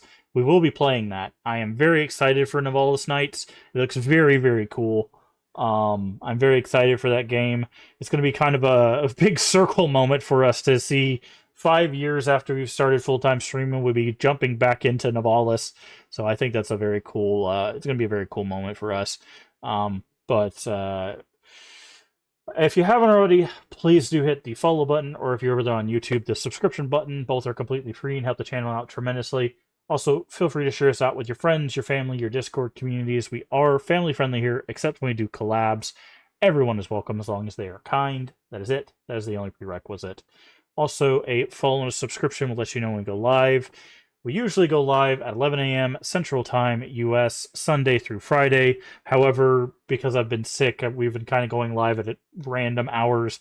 The best way to follow that is I try to post whenever we go live as well, so you can follow me on Twitter for that. But outside of that, the schedule is in the extension below, as well as the Twitch schedule. Should tell you when we go live for your time zone. Does the math, so you don't have to. And finally, if you, like I said, if you miss any of our playthroughs, all of the VODs are here on Twitch for 60 days, as I found out recently, and on YouTube for the foreseeable future. Link to YouTube should be at the top of chat. If for some reason it's not there, it should be down below. If you're on YouTube, you're already there. Check out the live, check out the playlist. For the 5-year stuff, there is a big playlist that will have everything we do for the 5-year stuff, but everything else will be separated into its own playlist as well. So if you want to go check out our full playthrough of Silent Hill F with all of the endings, that's already in a playlist. This game will be in its own playlist. Fatal Frame 2 Remake has its own playlist already. So everything will be in a playlist, as well as there'll just be one big playlist for everything. So, and again, everything is on the YouTube. Basically, everything's on the YouTube. So, if you want to see our full playthrough of the full Fatal Frame series, we've done that. If you want to see all the good endings for all of the Silent Hills, we do have a playlist for that as well. So, if you like retro, if you like horror, if you like a little bit of variety, go check that out. Go check that out. I do appreciate it. Remember to take care of yourself mentally and physically. Both are very important. Remember to stay hydrated. And as always, remember, we can make the world a better place. And all you have to do is be kind. Let's find someone to raid. Also, bye, YouTube. Bye, YouTube. Alright, let's see who we can find to raid. Let's go find somebody.